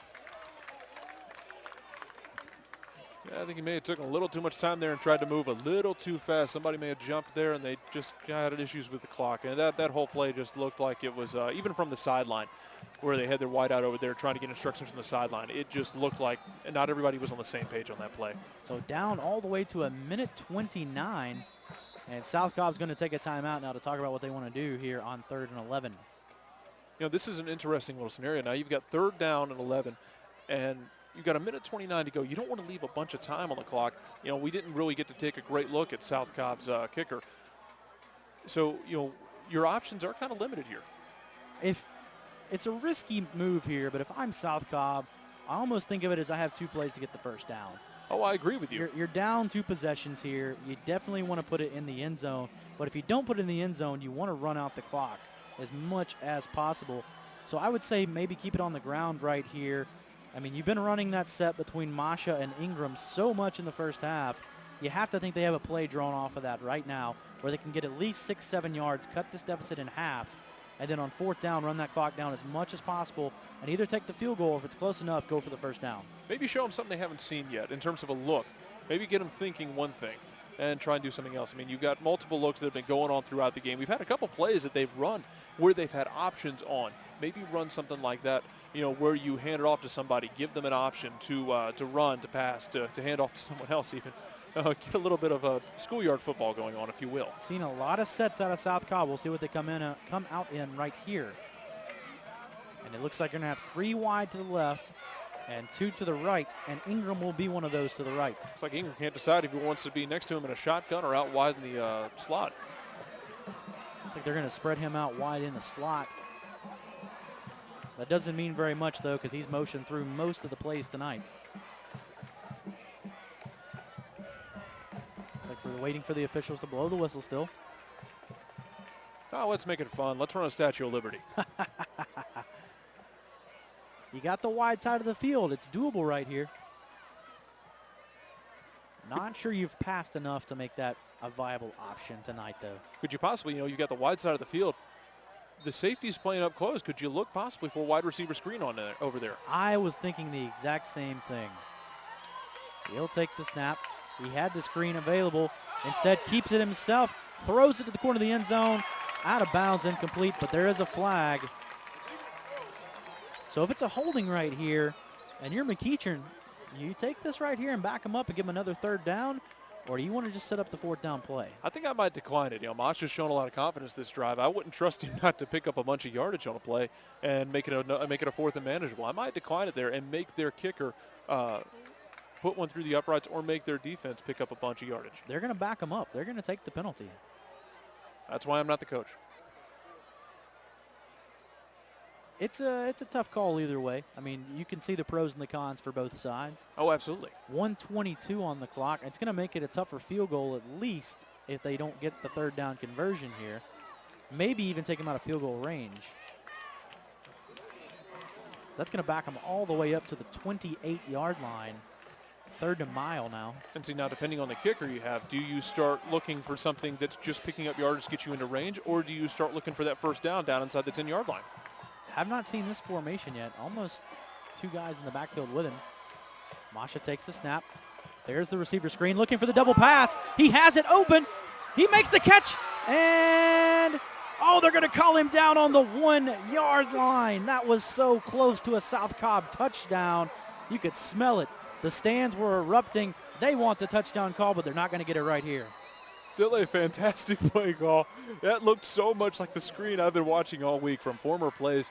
You look at what Ingram's been doing, getting him the ball out in space. He did that. He took the half step back, actually threw a fantastic ball down the field. And you know what the best part about that play was? No flags. That play does not come back. They're going to keep the ball at the 1-yard line. There is a player down in the end zone. Looks like more cramping going on. I can't see who that is right now down there. That looks like number 20. That'd be Cedric Turner for McEachern. So with 1:13 to go in the first half, South Cobb able to complete the double pass. Great play call. I did call that earlier on in the half. Yes, if you do did. Remember. Yes, you did. I like to say we're not in the business of second guessing, but we were first guessing that one, folks. That was great. That was a great setup play. And as we said, South Cobb having great strategy on the play calling tonight. They've been showing everything, getting ready. They had those other plays ready and set up to run. And you did say it. Run one of those plays you've been setting up all night. It's going to be there. And guess what? It was there.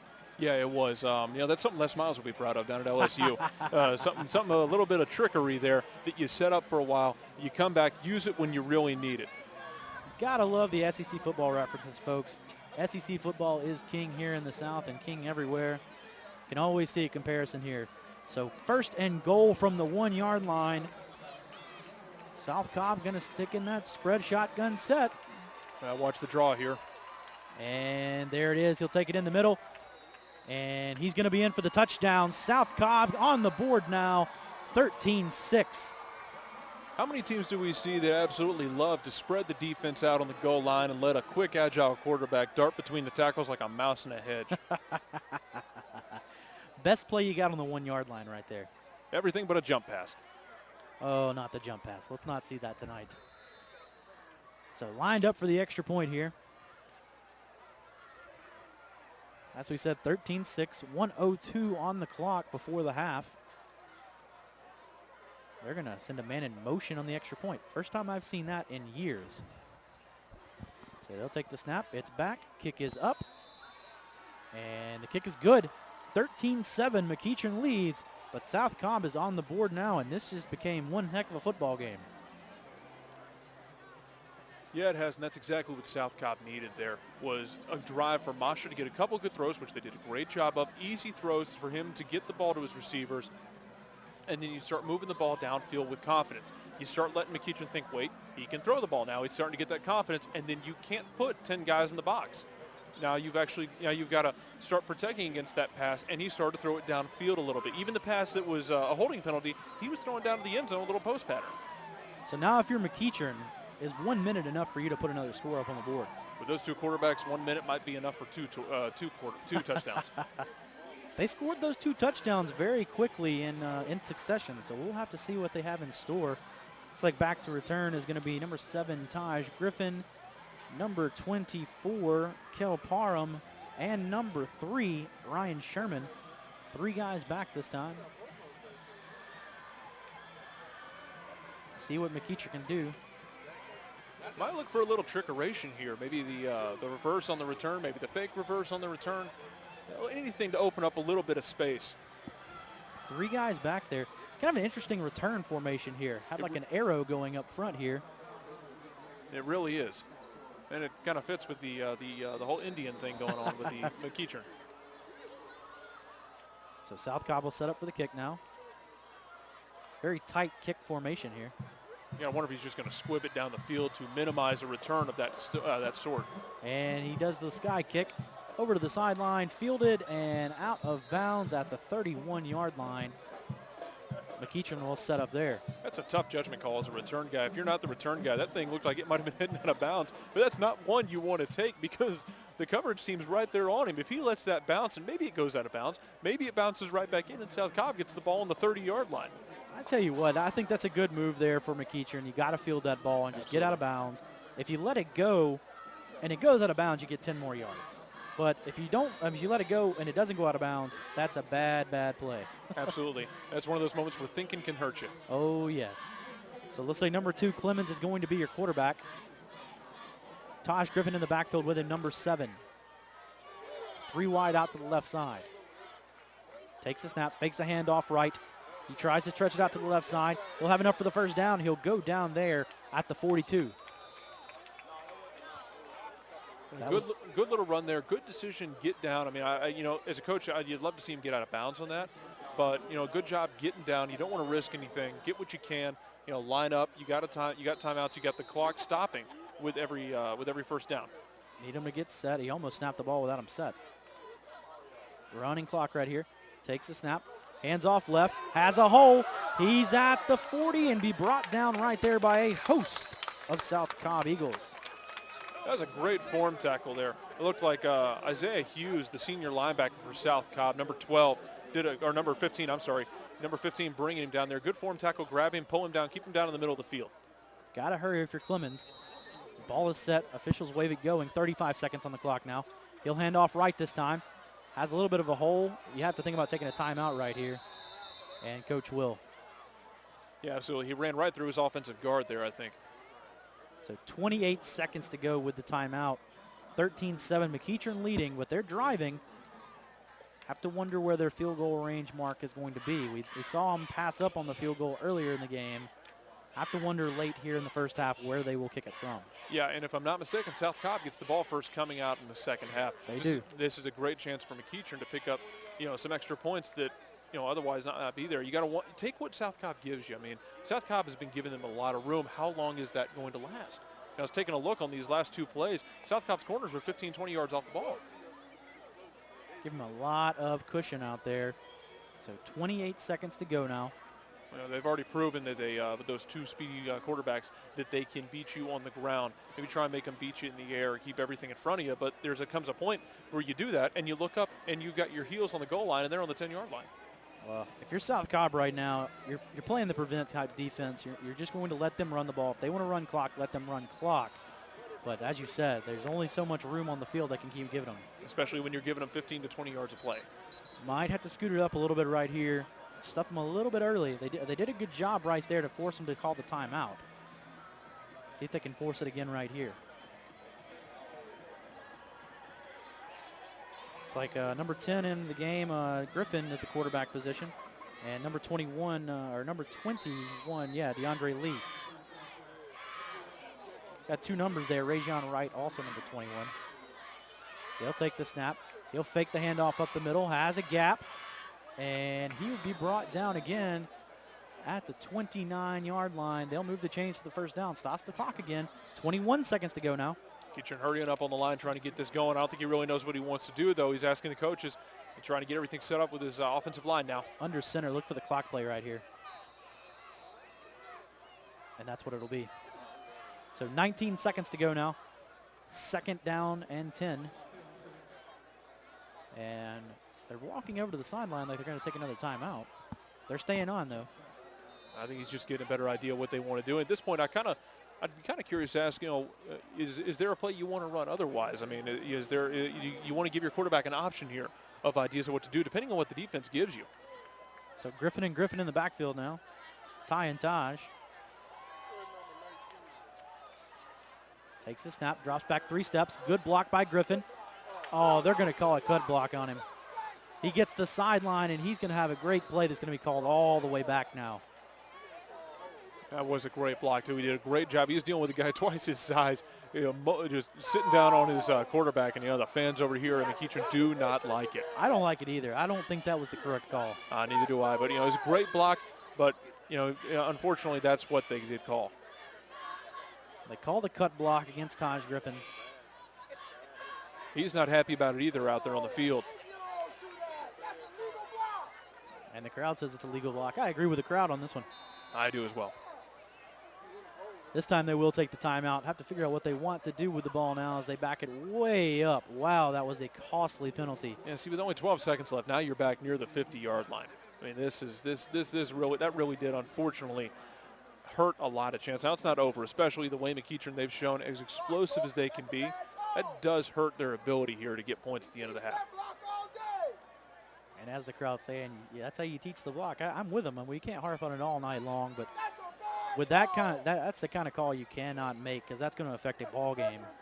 Yes, it is, and that's if you're the coach. I mean, I'm pulling that young man aside, telling him, don't worry about it.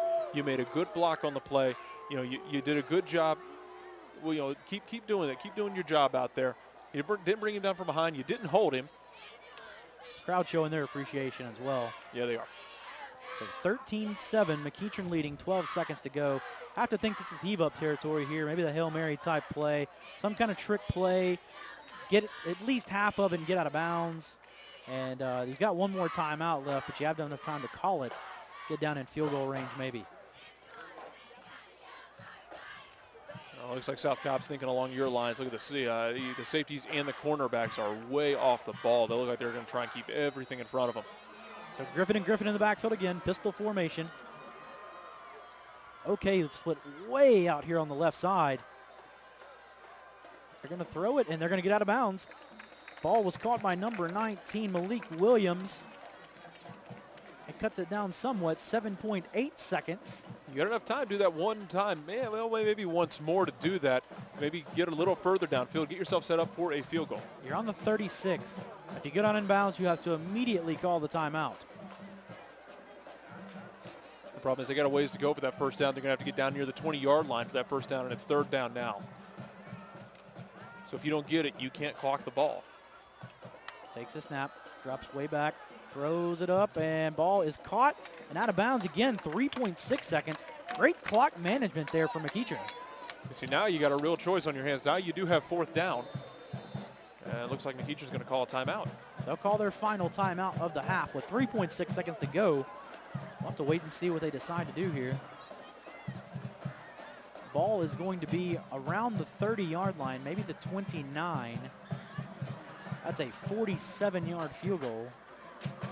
Not sure the kicker's got that much leg. I don't see him warming up, and I don't see him in that collection of gold helmets out there on the edge of the field. He's right down here on the 50-yard line with his helmet off. You know he's not coming in to kick. Gonna have to draw something up here with 3.6 to go. And if you're South Cobb, you just cannot let them get in the end zone. Absolutely not. You want to keep up, and they've done a great job all game with that interior pass rush. Higgins, number 68, has done a great job of penetrating right down the middle of that offensive line. You'd love to get in the quarterback's face here and break down anything they might be trying. Just get to the half unscathed here if you're South Cobb. So 3 split to the left, 1 to the right, and Griffin in the backfield again. Seen that tandem a lot tonight. Usually when Ty's in the game, Taj is in there with him. So 3.6. Last play of the half here. Takes the snap, backs up, throws the fade deep to the corner. Ball is up and no good, incomplete. Had a receiver there, had 3 guys defending him, but still got very close to making the catch as well. Yeah, it was. I wondered for a second if there might be a bit of a tip drill with somebody. A nice little distraction there. You had 3 big receivers over there on the left-hand side drawing a lot of attention. Good job by the safety to read that and not bite too heavily on the trips. So we will take it to the half, folks, here at Clay Stadium. The McEachern Indians lead the South Cobb Eagles 13-7. Been a good first half of football, lots of penalties, and we'll have to see less mistakes as we go in. We're going to take a quick break, folks. We'll come back with your halftime show here on PlayOnSports.com. Friday Night Football Game of the Week.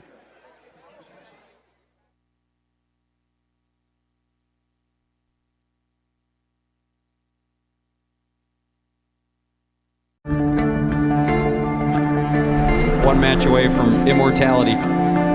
This is a total team effort.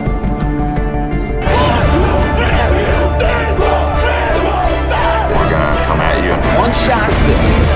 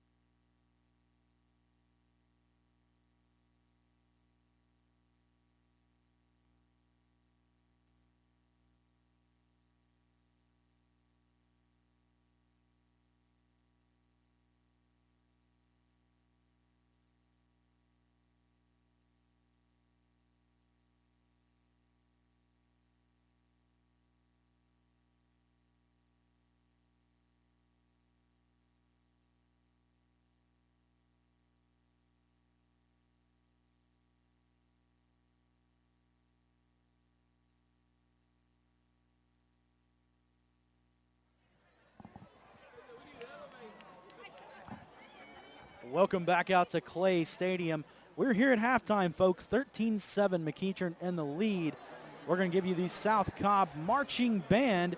Let them show you and let you listen to their show. So enjoy.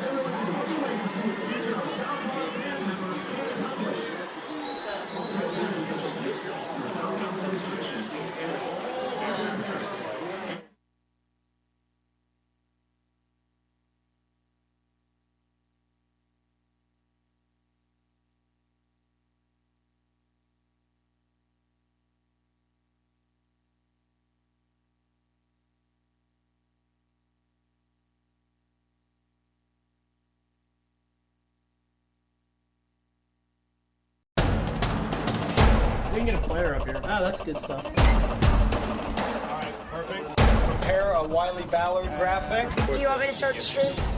Start the stream. Camera 3. Beautiful. We're coming in on 1. For more information on how your school can join the Play On School broadcast program, go to playonsports.com/SBP.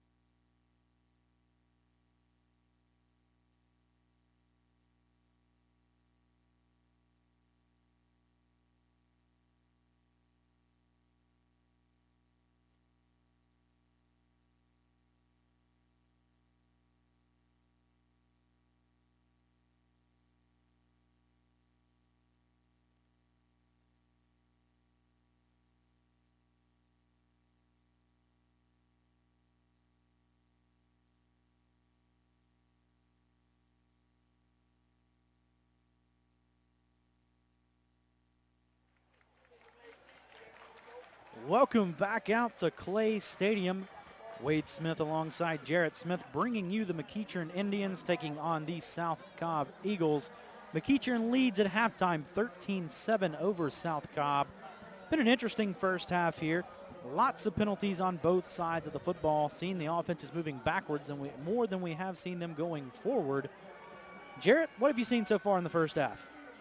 Well, you touched on it already. I mean, there must have been a sale on yellow handkerchiefs around town this afternoon. A lot of penalties, and, they started to go away at the end of the first half. Things started to get cleaned up. I wonder if both teams came out there a little bit pumped up, a little bit off of their focus. You had a couple penalties, some of them physical mistakes, holdings, some of them mental mistakes. A false start here or there, really can kill a drive. I thought South Cobb did a good job. They held their defense, and their defense did a great job holding McEachern early on, forced 2 turnovers, and then they really got things going at the end of the first half. Did a good job of holding McEachern at the very end there. The block below the waste penalty really hurt the Indians to close out the half. Did a good job of moving the ball down the field with their 2-quarterback system, though, between number 10, Ty Griffin, and number 2, Ty Clemens. Yeah, they did. Both of them really were pretty effective. And you mentioned, I love the set where they had 2 quarterbacks on the field at the same time. There was something about that was working, and we never really saw any trickeration with it. I mean, we saw the trickery from South Cobb to get down to the 1-yard line on the 4th and long on the halfback pass. And I'm waiting to see if McEachern will do something like that later in the game. A little bit of trickeration, opening things up that they've set up throughout the game. You have to wonder if you're McEachern, are you holding on to that page of the playbook until you absolutely need it? You're up 13-7 right now. If we remember correctly, South Cobb should be getting the football to start the half. So you got to have that McEachern defense come out, stand strong now, and we'll see what they can do. On the other side of the ball, South Cobb, we mentioned Stefan Masha the whole game. He looked a little tentative throughout the first quarter after that shot he took. But as the half went on, he got a little more confident, and that confidence just kept building. Yes, it did. You're right. He looked very shaky. His throws, even when he came back in, his throws were offline. He was leading his receivers too much. He was overthrowing. He threw the 1 interception. He broke out of the pocket a little bit early. Threw it downfield into triple coverage. But something happened later in that quarter. I wonder if we saw on the sideline. I saw the coach had him on the sideline talking to him, calmed him down a bit, gave him a couple easy throws. Next thing you know, they're moving the ball downfield. He was making smart plays with the football. And the next thing you knew, South Cobb was in the end zone, where they've been very familiar with lately. So I'm going to put you on the spot, Jarrett. Give me one player from each team that has to perform at their best for their team to win this game. Right now, I think it's obvious Stefan Masha if you're over at South Cobb. He's got to keep throwing the football well. He's got to keep making good decisions. I would not mind seeing him pull the ball down and run it a little bit more. We saw the touchdown, the 1-yard little, let's spread everybody out and run into the end zone little play. But you got to wonder if he'll start to tuck it, especially if McEachern tries to take away that short pass. Over on the McEachern side of the ball, the 2-quarterback system is a big deal over there right now, and both of them are doing a fantastic job. However, when it comes down to it, I think one of the guys to watch out for is, we already mentioned him a couple times, is Tyler Woodley. He's made a couple big plays on the defensive side of the ball, and he's an athlete. That's what he is. We got to see if he's going to make a play. I'm not going to be shocked if he ends up making a big play on offense or defense, maybe forcing a fumble, maybe breaking off a big gain. He's young, and these quarterbacks are going to draw a lot of attention. I'm curious to see if these young men who has shown a lot of energy can make a big play. So as we get lined up now, South Cobb's going to receive the kickoff. McEachern will be on defense first to start the half. 13-7, Indians do lead over the Eagles. It's like South Cobb got their normal return guys back. That's number 40, Chauncey Ingram, and number 9, Chris Simon. Ingram will be the near guy. Simon will be the far man. Have not seen any kick returns from South Cobb so far. The Indians seem to kick it out of the end zone every single time with okay. And that's a mark of a good day at the office if you're the kicker. If you look at your stat book at the end of the day and you look with that, that if you look at that return yardage and there's a nice big 0 there, you can smile and pat yourself on the back come Monday afternoon. See if he can do it again right here. Clock finally winding down. 5 more seconds here at the half, and they're going to get going right at the buzzer here. There it is, folks. Buzzer sounds, and we're ready for second half action between the home South Cobb Eagles and the visiting McEachern Indians. Either McEachern has a tradition I'm not aware of, or they all have questions. Everyone's got their hand in the air. That's why they pay him the big bucks, folks. Jarrett Smith. Gotta love the commentary coming from my right side right now tonight. Here we go, McEachern ready to kick off. Referee blows the ball in play. Okay, waves it in, and he will take off. Kick will not get to the end zone this time. Fielded by the up back. He's going to be at the 20-yard line and brought down at the 24, and that's where South Cobb will set up 1st and 10. Now here's the big question we've been talking about. You know, South Cobb had a great drive to end the first half. Now they get the ball here. They've got the momentum. You know, McEachern drove the ball down on the last drive to end the first half. They came away with nothing. South Cobb came away with points right before that. Now you got to see if that momentum stays put. And what do you do here? Do you come out running the ball, or do you come out and see if Masha's still going to be able to throw the ball effectively? I don't know if I don't take a deep shot downfield here, first play of the second half, just to see what happens. I mean, it's not going to hurt you. Absolutely not. And I've been waiting to see those McEachern corners. I've been waiting to see if they would squat on one of the routes for South Cobb, but they've done a good job of keeping it in front of them. They are playing very close to the line of scrimmage right here. The farthest player from the ball is 10 yards off of even that. Takes a snap. Quick pass down the left side, batted up in the air, but the ball is going to hit the ground.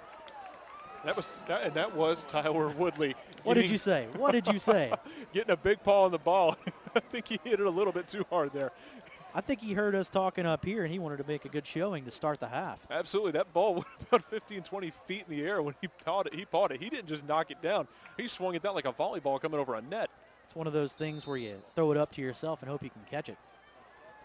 South Cobb's going to have 2nd and 10 now. So they took that shot. Now let's see if they get it back on the ground right here. Doing the check with me as we saw the entire first half out of the Eagles.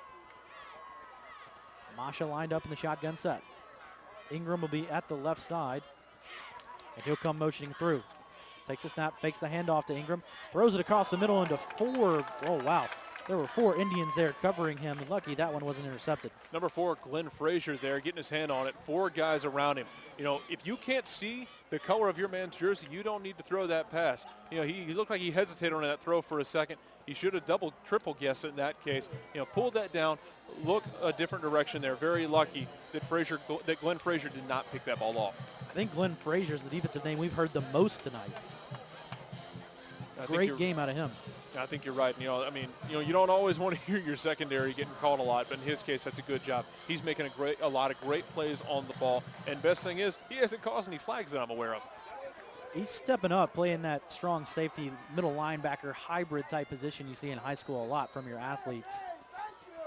And looks like we're going to get a delay of game call. We do. South Cobb will be backed up 5 yards. You watch here. I mean, we've been saying Woodley's name all night. Number 29. He's lining up on defensive end. I mean, you're talking about a serious speed rusher here.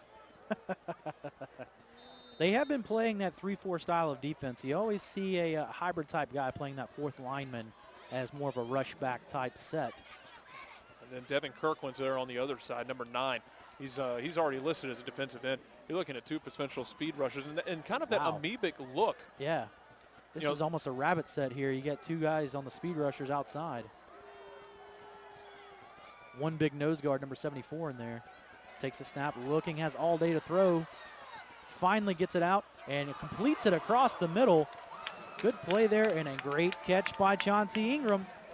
First time we've called his name out of the backfield tonight to catch the ball there in the middle of the field. And a great job there by Mashi. He stayed in the pocket for a bit, moved around to the pocket, kept his eyes downfield the whole way. Great job by Ingram to get free, and a great job by the offensive line there, giving him time to throw. His right tackle there did a great job to keep the rushing ends at bay, especially Woodley. Ball at the 37-yard line, 1st and 10. Masha takes the snap. He'll run the draw, and he will get about 7 yards now. They'll set up 2nd and 3. They're looking to peel him off the pile there. Look like Lucky Daniels there laying on top of him at the bottom of that pile of gold helmets there. Good little pickup there. And you got to keep him honest with the run if you're going to keep throwing the ball like that. They backed him up about a step, though. 2nd and 4 now, only about a 6-yard gain.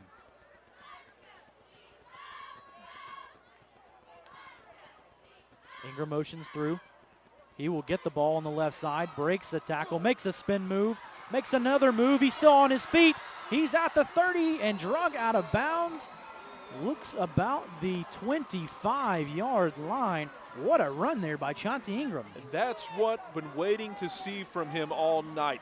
Oh, he's got fantastic balance, as you saw right there. He got spun around, kept his balance, kept his feet moving, and he fell forward the whole way, managed to keep his feet and pick up extra yardage. That's what he brings to the table.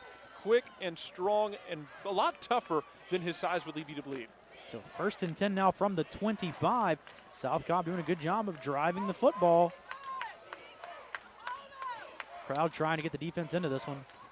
Takes a snap, he'll hand off to the right side, splits the defense, makes another break of a tackle, and he'll be down at the 9-yard line.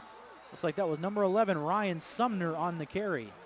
And a big run there. It'll go number 20, Jalen White, brought him down finally. But that's all the way inside the 10-yard line.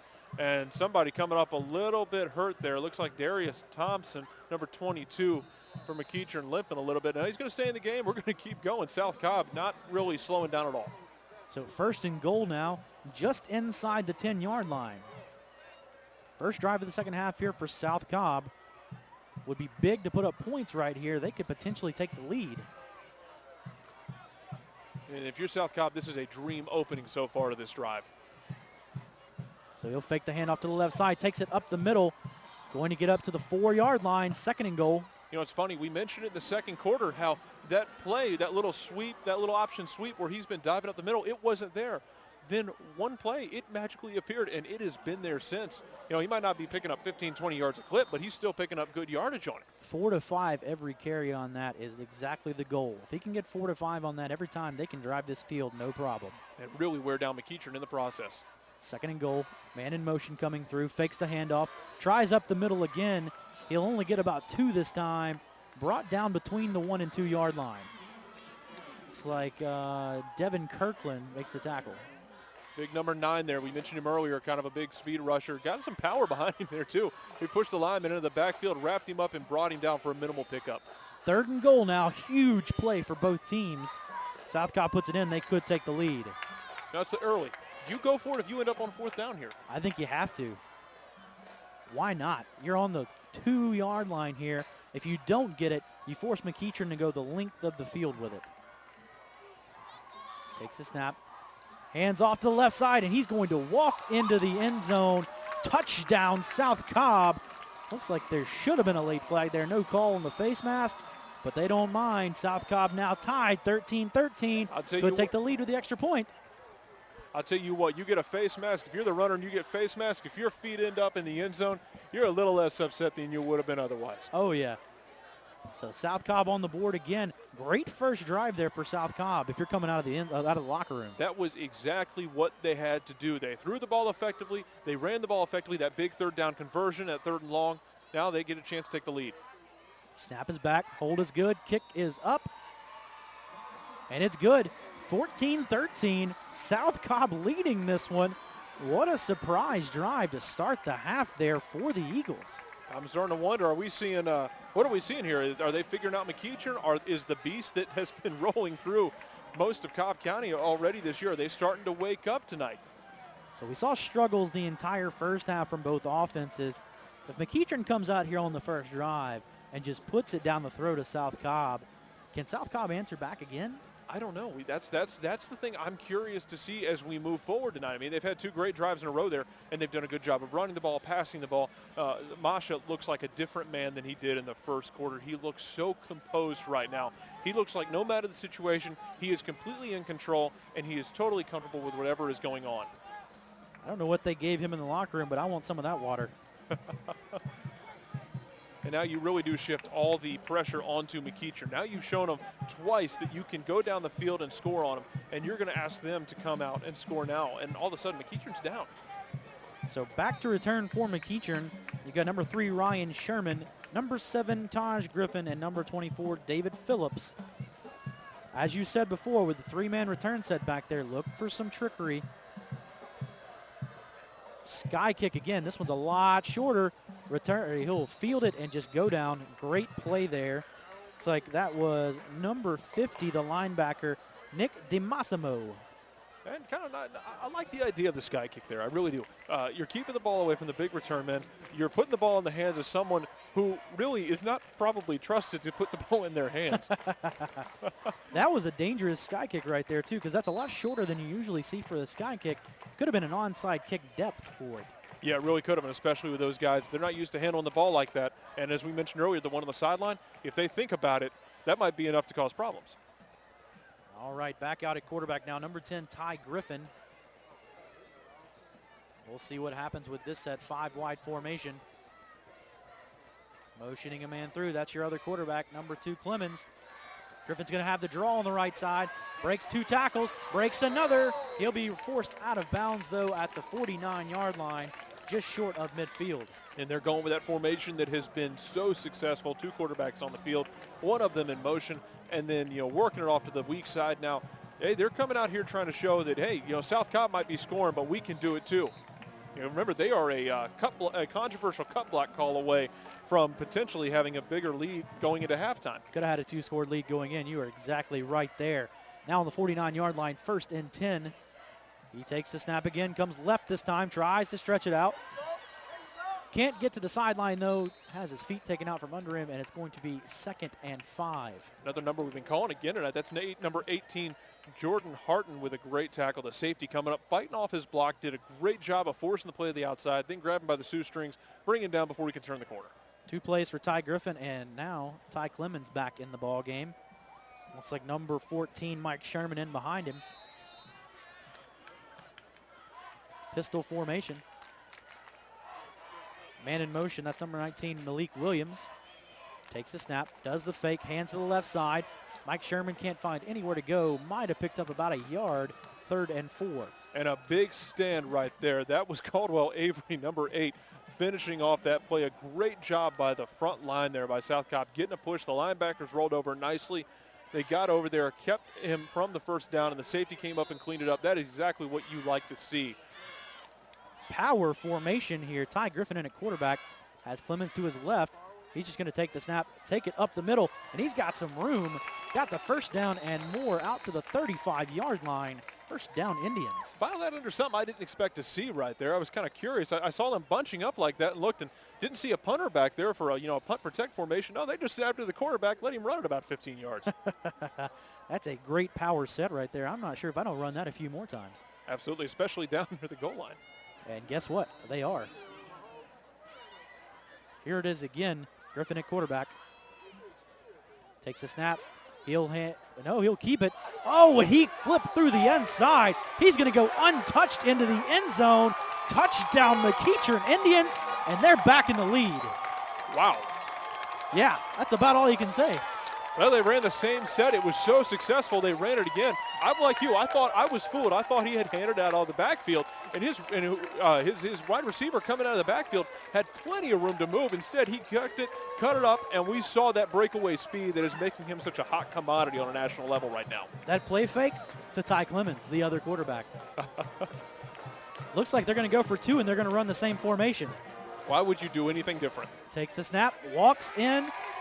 That's a 2-point conversion that is good. 21-14. McEachern leads now. Put it back to a 7-point game. Well, we mentioned it before the game. I think you mentioned it when we walked in and we saw McEachern's size. And we saw the numbers of offensive linemen and defensive linemen they had. They've got enough big uglies up front. They can just run right downhill. Wow. I know I know a lot of fans in SEC country would love seeing that. Seeing an offense where they just line it up and just go at it in the trenches and let the ball run around it. I wouldn't mind seeing that set the rest of the game. I would love that. That's power football at its best right there. Yes, you've got 2 great skill players in the 2 quarterbacks, but with that size, why not? South Cobb would probably object based on the last 3 results. I'm not sure they can handle that. I'm not sure they can supply that much size consistently. Again, we mentioned depth earlier, and that is one of the areas of depth. I don't know if they can have that much size up front, play in and play out. I tell you what, if any coaches are out there listening, our services are up for hire. We've been calling these plays all night long, and we just seem to find it. I don't know. Some nights we get good. Sometimes we find the right calls. Sometimes we call them way off. Hey, but 21-14, McEachern leading now. kicking off to South Cobb. Same two men back to return. Chauncey Ingram on the near side and Chris Simon, number 9, on the far side. Okay, kicks this one. Long line drive. Bounces one bounce into the end zone, and that's going to be another touchback. I think we've seen every physical kind of kick possible in the game of football tonight off the kickoffs. We've seen some go through the end zones. We've seen pop-up kicks to linemen. We've seen low line drives. It'd only be fitting if this came down to a true onside kick. It really would. But South Cobb's going to come back out on offense. And just as we mentioned before the Indians went out on offense last time, can South Cobb answer back if the ball just goes right down the field? You know, that's something we're going to have to be curious about going forward on both sides. I mean, are people going to start to tire out if these two teams keep scoring like this? Could we go from a very slow-moving first half to a shootout? We might. Takes a snap, throws it across the middle. Ball's going to drop to the ground and be incomplete. I'll tell you this much. I know a lot of the MAC conference coaches that would love to watch this game. Some action for you. Gotta love that saying. Pass was intended for number 10, Khalil Carter there. Just bounced out of his reach. So 2nd and 10 now. Stephen Masha still lined up in shotgun formation at quarterback for South Cobb. Playing a 2-safety set here are the Indians. They're going to walk one down, play man coverage on the left side. Pure man coverage with 1 safety now. Takes a snap, throws out right, and incomplete again, that time intended for JT Alphabet. Masha's going to have to calm down a little bit. He's getting flustered, and understandably so. I mean, they put that ball right in Alphabet's hands, but you got to stay composed here. Show the same composure you were showing on that last 2 drives, and just get the first down here. Keep things going. Last thing you need to do is to get overly flustered. I'll tell you what, I always talk about the all-name team. JT Alphabet might fall in that all-name team. He might be the all-name team. You can definitely spell him with that last name. So 3rd and 10 now. We'll see what South Cobb has in the playbook for 3rd and 10. Masha takes the snap, drops back 3 steps, looking downfield, can't find it. Tries to break out of a tackle. He does break out of the initial wave of defenders. Moves it up the field some, but it's still going to be 4th down. That was Lucky Daniels there, number 74, finishing off what everyone else started. That was that entire line again. Devin Kirkland, number 9, getting up there on the play, doing a great job as well. Our constant call, Tyler Woodley, all 3 linemen doing a great job of getting in there, forcing pressure, getting him up in the pocket, and then Daniel finished him off by bringing him down. A big, big stand for McEachern. And I just said the all-name team, Lucky Daniels might have to be in there as well. Anytime you're named Lucky, I mean, come on. So back to receive this punt. Looks like number 85, TJ Ramming. That punt was nearly blocked. It came out very wobbly. If you're on the McEachern side, you got to get out of the way of that one. Ball's going to be down at the 45-yard line, and that's where McEachern will take over. 21 Gee Shepard doing a good job getting down there and down in that ball. Letting it bounce a little bit, but you're right, McEachern guys got to get out of the way. That's a fire drill if you ever see one. That ball's bouncing and spinning all the way. You just got to get out, get everyone else around you out, let it finish, and then keep going. Maybe the biggest drive of the game right here for the South Cobb defense.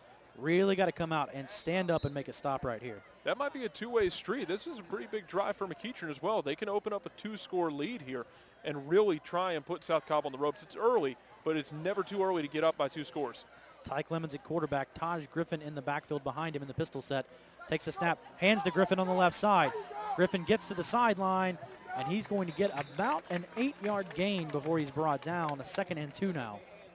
As Gerald Pinkley there bringing him down, number 23, actually playing both ways tonight, doing a really good job getting the tackle there, keeping him short of a 1st down. And if you're McEachern, that's a good start to have. Hey, you're picking up 8 yards a carry, you'll take that all night long. Crossing the 50 now, set up at the 47-yard line of South Cobb. Pistol formation again. Takes the snap, this time goes to the right side. He'll fake the handoff, and he'll get taken down in the backfield. Big tackle there for South Cobb. Number 15, Isaiah Hughes. Great job of staying at home and finishing the play off. Wrapped up, brought him down, and that really changes the play call here. And now you got 3rd and medium for McEachern. Now, they've already shown that if they get 4th and short, they're going to go for it with that big, ugly set. Now, we'll see what they got to do on a 3rd and medium. They're going to go fast. Mike Sherman in the tailback now. Same fake play.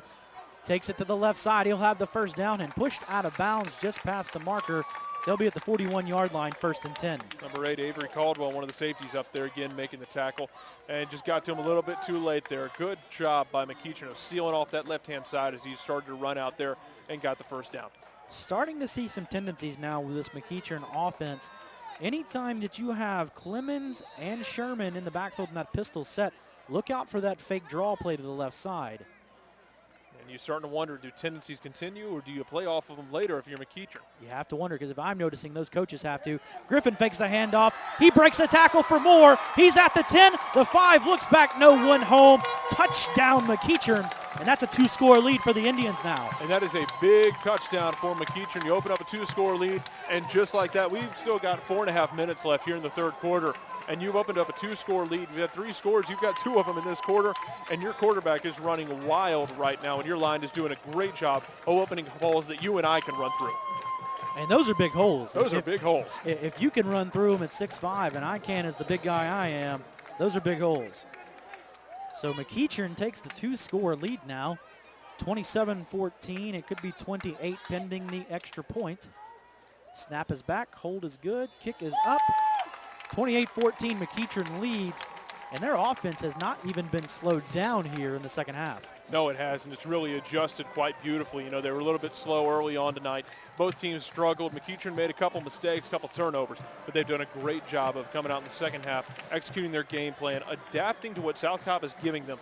And, you know, like we said, that offensive line right now, that offensive line's pushing around South Cobb. They're opening up holes that the quarterback is running through pretty effortlessly. There is no doubt about that.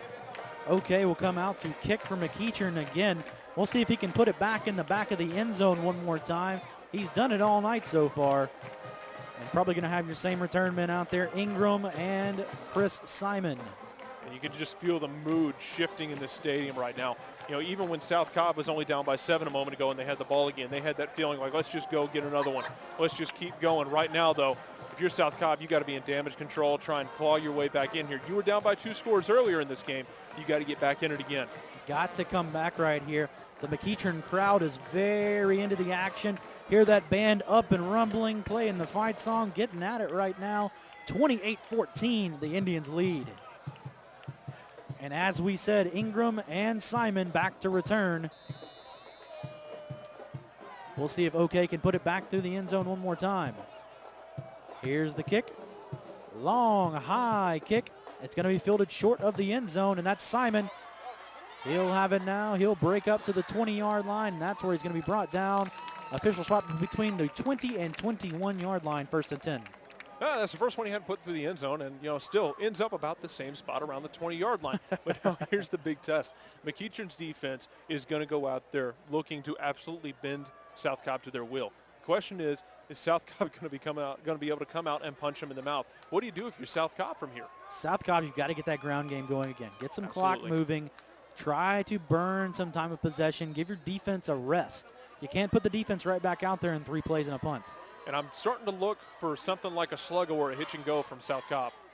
So he hands off to Ingram. Ingram can't get anything going, and that defense just puts him on his backside. Yeah, right now, McEachern has all the momentum. They have all the energy right now. They are pushing South Cobb around on both lines. We always talk about you want to win the game, you win the battle in the trenches, and right now, McEachern's winning that battle. They are winning the battle up front. That front 7 is just dominating right now. And it's interesting to see because they run a lot of different defensive line sets. We've seen that 3-4 look, but we've seen the pure defensive end look, and we've also seen the speed rush look with that rabbit set with 2 speed guys on the outside. Right now they're looking like they're going big. They got 2 big guys out there and then 1 speed guy on that line. That 3-4 still setting up. That weak side defensive end. Motions through, takes the snap, goes to the outside. That's Ingram. Ingram has it now, tries to break a tackle, gets a little bit of a seam, but will not get very far. Maybe back up to the original line of scrimmage. And once again, that's a great job by McEachern of breaking down through that screen. Guys were fighting through blocks left and right. McEachern trying to sell for a turnover, won't get that one. But, you know, they're doing a great job right now, fighting through their blocks. They're swarm tackling. It's exactly what you want to see if you're that defensive coordinator. And this is that point where if you're McEachern, and if I'm a defensive lineman for McEachern, I'm pinning my ears back. Yes, you are. 3rd down now, 3rd and long. South Cobb's got to find something right here or they're going to be in a world of hurt. This is the first time I've seen McEachern have a safety more than 5 yards off the ball as well. So 3rd and long. 3 minutes to go here in the 3rd quarter. Looks to pass deep downfield. Ball skips off the turf, nearly intercepted, just overthrew his receivers, almost like there was a route confusion right there. Yeah, it was number 31, Ramoy Parsons. He almost pulled that one off the turf. Good job by the safety, Robin, back there. And just a little bit of a high throw there. I think you might have been right, though. I think there might have been a bit of a route confusion. They brought pressure. Looked like McEachern brought the middle linebacker on the blitz there to try and get things going a little faster. Now, McEachern dropped their guys back. If they would have been on the money with that route, that could have been very dangerous. South Cobb had a lot of room to run if they make that catch. Yes, they did, especially with that safety coming up, because if the safety's running up on a play like that and he misses that initial hit on the receiver, there is no one except the camera guy in the end zone. That's right. Number 85, TJ Ramming, back to return. Got number 1, Elijah Van Dorn, a little short there. Decent punt, but it's going to take a McEachern bounce, and it's going to end up at the 45-yard line. McEachern going to start with great field position. Yeah, they are. We're going to see what they do. They're probably going to come out and do the same stuff we've been seeing. I see no reason why they should. They've been able to push South Cobb around here in the second half, and you look down there, they're in that pile, they're in that talk right now. You know that coach is telling them right now, you've been able to execute your will on them. Don't stop now. There's a reason South Cobb is 6-0 right now, or 5-0. They've done a great job of fighting against teams. You've got to put them down when you've got them down. So Ty Clemens back out at quarterback. Number 2, Taj Griffin in at tailback. A lot of pistol-type handoffs, so we're going to have a false start on McEachern. Guard moved a little bit earlier over there on the right side. That was funny. I was starting to miss the flags anyway. Flags? Have they not run out of flags yet? They've thrown enough tonight. They might not. Good thing that those things aren't disposable, or else that'd be a high cost. Well, this isn't what you wanted from McEachern right now. Now you just got to, you still got to run your plays. It's 1st and 15. You've shown you can get that. Now go get it. Power running pistol formation here. Goes to the left side to Griffin. Takes that step, makes the cut. He'll get about 3 yards. 2nd and 12 now. Number 15, Isaiah Hughes in on that tackle, trying to keep him short. Now you got a 2nd and long. You got looks like about 2nd and 11, 2nd and 12. Now South Cobb, this is a prime chance to get a 3 and out from McEachern, get the ball back, and get back in this. Need a big play here. A turnover for South Cobb right here would be huge if they could come up with one. Clemens still at quarterback. Griffin still at tailback, still running that power pistol. Fakes the handoff this time. He'll run it himself. Has some space, and he'll be brought down at the 39. They'll mark him at the 39-yard line there. 3rd and about 5. They're doing a great job, McEachern, is of letting those rush ends get upfield. I think South Cobb's ends are so eager to get upfield and make a big play that they are rushing around the end. And McEachern's doing a great job of letting those ends get upfield and then taking that end and splitting that B gap. Power set back out here that we saw. Ty Griffin at quarterback and Clemens on the left. Look for the read option here from Griffin to Clemens. They don't even do the option. They just run it up the middle, and I don't think he got it. I don't think so either. I think they stopped him short. But 4th down, if you've got this power set, you almost have to go for it. I'll give them $1 if they throw out of it. Looks like they've got an injury. Number 71, Uche Nakade is limping around. He's lining right back up. They're not playing games. They're going right for it. That's a man for you right there. 4th and 2. They take it up the middle again, and he's going to get it this time. Easy first down there for McEachern. Looks like South Cobb might be trying to hold him up, try and get a strip or something, because right now they don't have an answer for that set. They're going to have to do something like that to stop this offense. 1 minute to go here in the 3rd quarter, and another touchdown for McEachern might slam the door shut right here. It really might. Now you see those big guys come off the field. Now you get back to that spread set. So now you just wore them down with that power set. Now you're going to spread it back out, move the ball around. There's a lot of ways to wear out a defense. That's a very effective one to do it. Clemens and Sherman again. Look for that fake draw play they always run with these 2 guys in the backfield. Takes a snap, and there it is again to the left side. Exactly what we've been seeing all night with those 2 guys in the backfield. Absolutely. That pistol set is doing its job. And I think someone may be hurt down there. Yeah, he's not getting up. Looks like that's number, let's see, who is that down there? Cannot see the 2nd number. Can see a 40. Looks like 49 would be the linebacker, Tyshawn Roan. Tyshawn Roan. Never like to see the injury. Seen a few guys down tonight. Luckily, they've only been cramps. Excuse me, that's number 45, Justin Surrey's down as senior for South Cobb.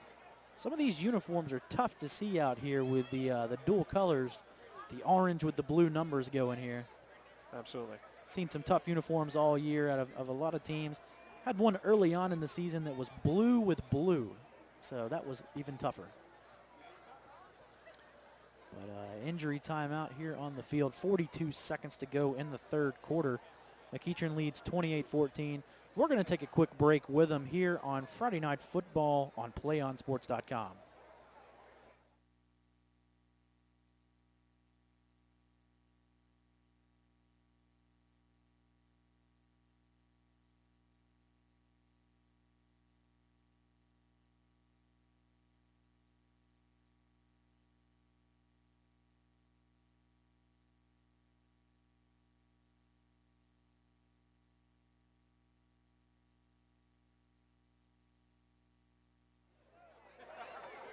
PlayOnSports.com is not only your destination for Friday night football action, but it's also the place for the most comprehensive coverage of high school playoff and championship events in all sports from across the country.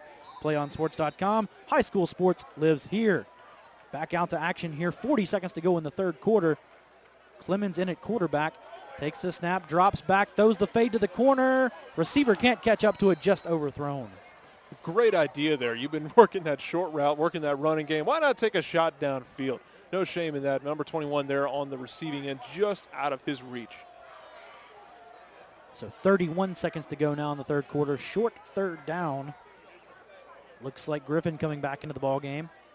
Here's your power set. I told you during the break, I'll give them $2 if they'll throw a little streak to the tight end out of this set. It'd be a sure touchdown if they hold on to it. That's no doubt. Takes the snap, tries the left side, can't find it. I think he got the first down, but it's still going to be pretty close. If it is close, you know they're going to do the same thing again. Got fourth down up on the board, so they must be just a tad short. Yeah, they're lining right back up. Looks like they're going to go right back to it. Like I said, they're trying to impose their will on South Cobb right now, and they're succeeding for the most part. So big fourth down here, takes the snap, fakes the handoff, and has a huge hole. Guess what, folks? Touchdown McEachern. Number 10, Ty Griffin again. Third touchdown of the night. Once again, that option fake, sweep across with the other quarterback, and the hole opens up, and the Mack truck runs right through it. Wow. The only difference is this Mack truck runs about a 4.540, I think. I think we need to whatever Ty Griffin's middle name is, we just need to change it to Wow. Ty Wow Griffin, because that's all I've been saying all night with this kid. You can see why he's got offers from multiple colleges, and he runs that option offense beautifully. Runs it exactly as any coach would like to see, especially those like Army and Navy that have already offered him. Extra point is up, and it is good. 35-14, McEachern leads, and that ends the third quarter as well. So going into the fourth quarter now, the McEachern Indians lead the home South Cobb Eagles 35-14. We'll take a quick break here at the end of the third quarter. We'll be back with fourth quarter action here on PlayOnSports.com, Friday Night Football Game of the Week.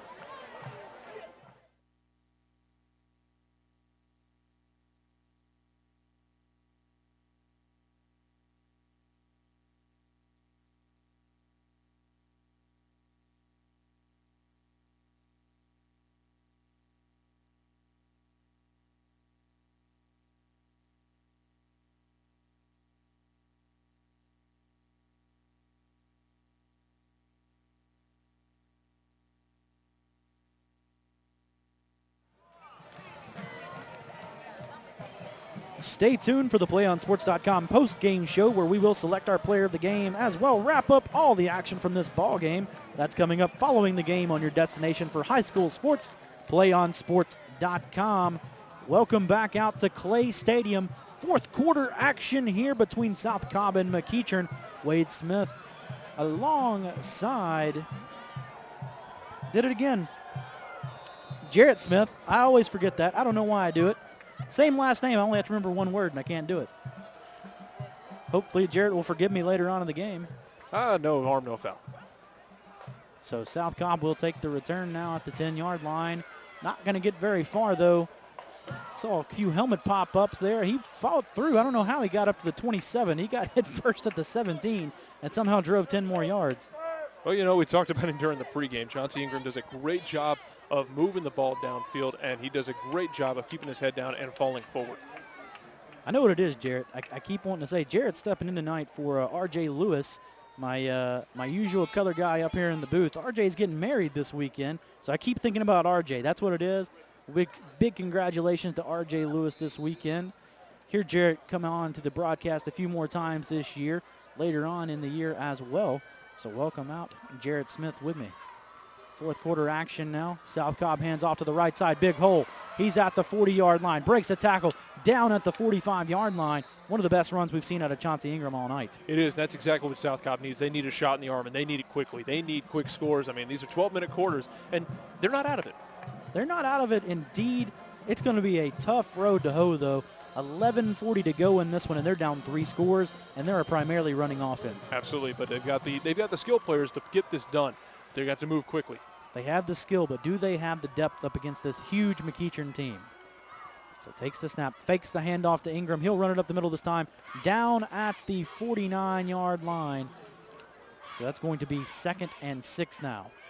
And, yeah, you mentioned the key word there is the depth, and we talked about it before the game. We wondered about the third, fourth quarter. You know, McEachern, pretty much double number of bodies they can throw in this game to South Cobb, and we're starting to see that depth, I think, especially along the defensive and offensive line. We saw McEachern start to impose their will, especially with that power set, and I think we're starting to see it on both sides of the ball. If South Cobb keeps this up, though, will they have enough time on the clock to score 3 times? They're going to have to speed things up a little bit first, I think. Stephen Masha very much taking his time here. He'll fake the handoff to Ingram, takes off up the middle like he tried to slide down and got popped pretty hard there. He'll have enough for the first down, marked at the 40-yard line. I figured showing tape of RG3 from last week would be enough to encourage people to slide better. That was one heck of a hit against him last week. Yes, it was. And that's one of those where if you're going to slide, you need to slide. You got to get down quickly. And Masha looked like he's in the middle of that slide, and he kind of had about 3 thoughts running through his head as he did it. Yeah. You don't want to get hit in the helmet like RG3 did. That was a brutal hit.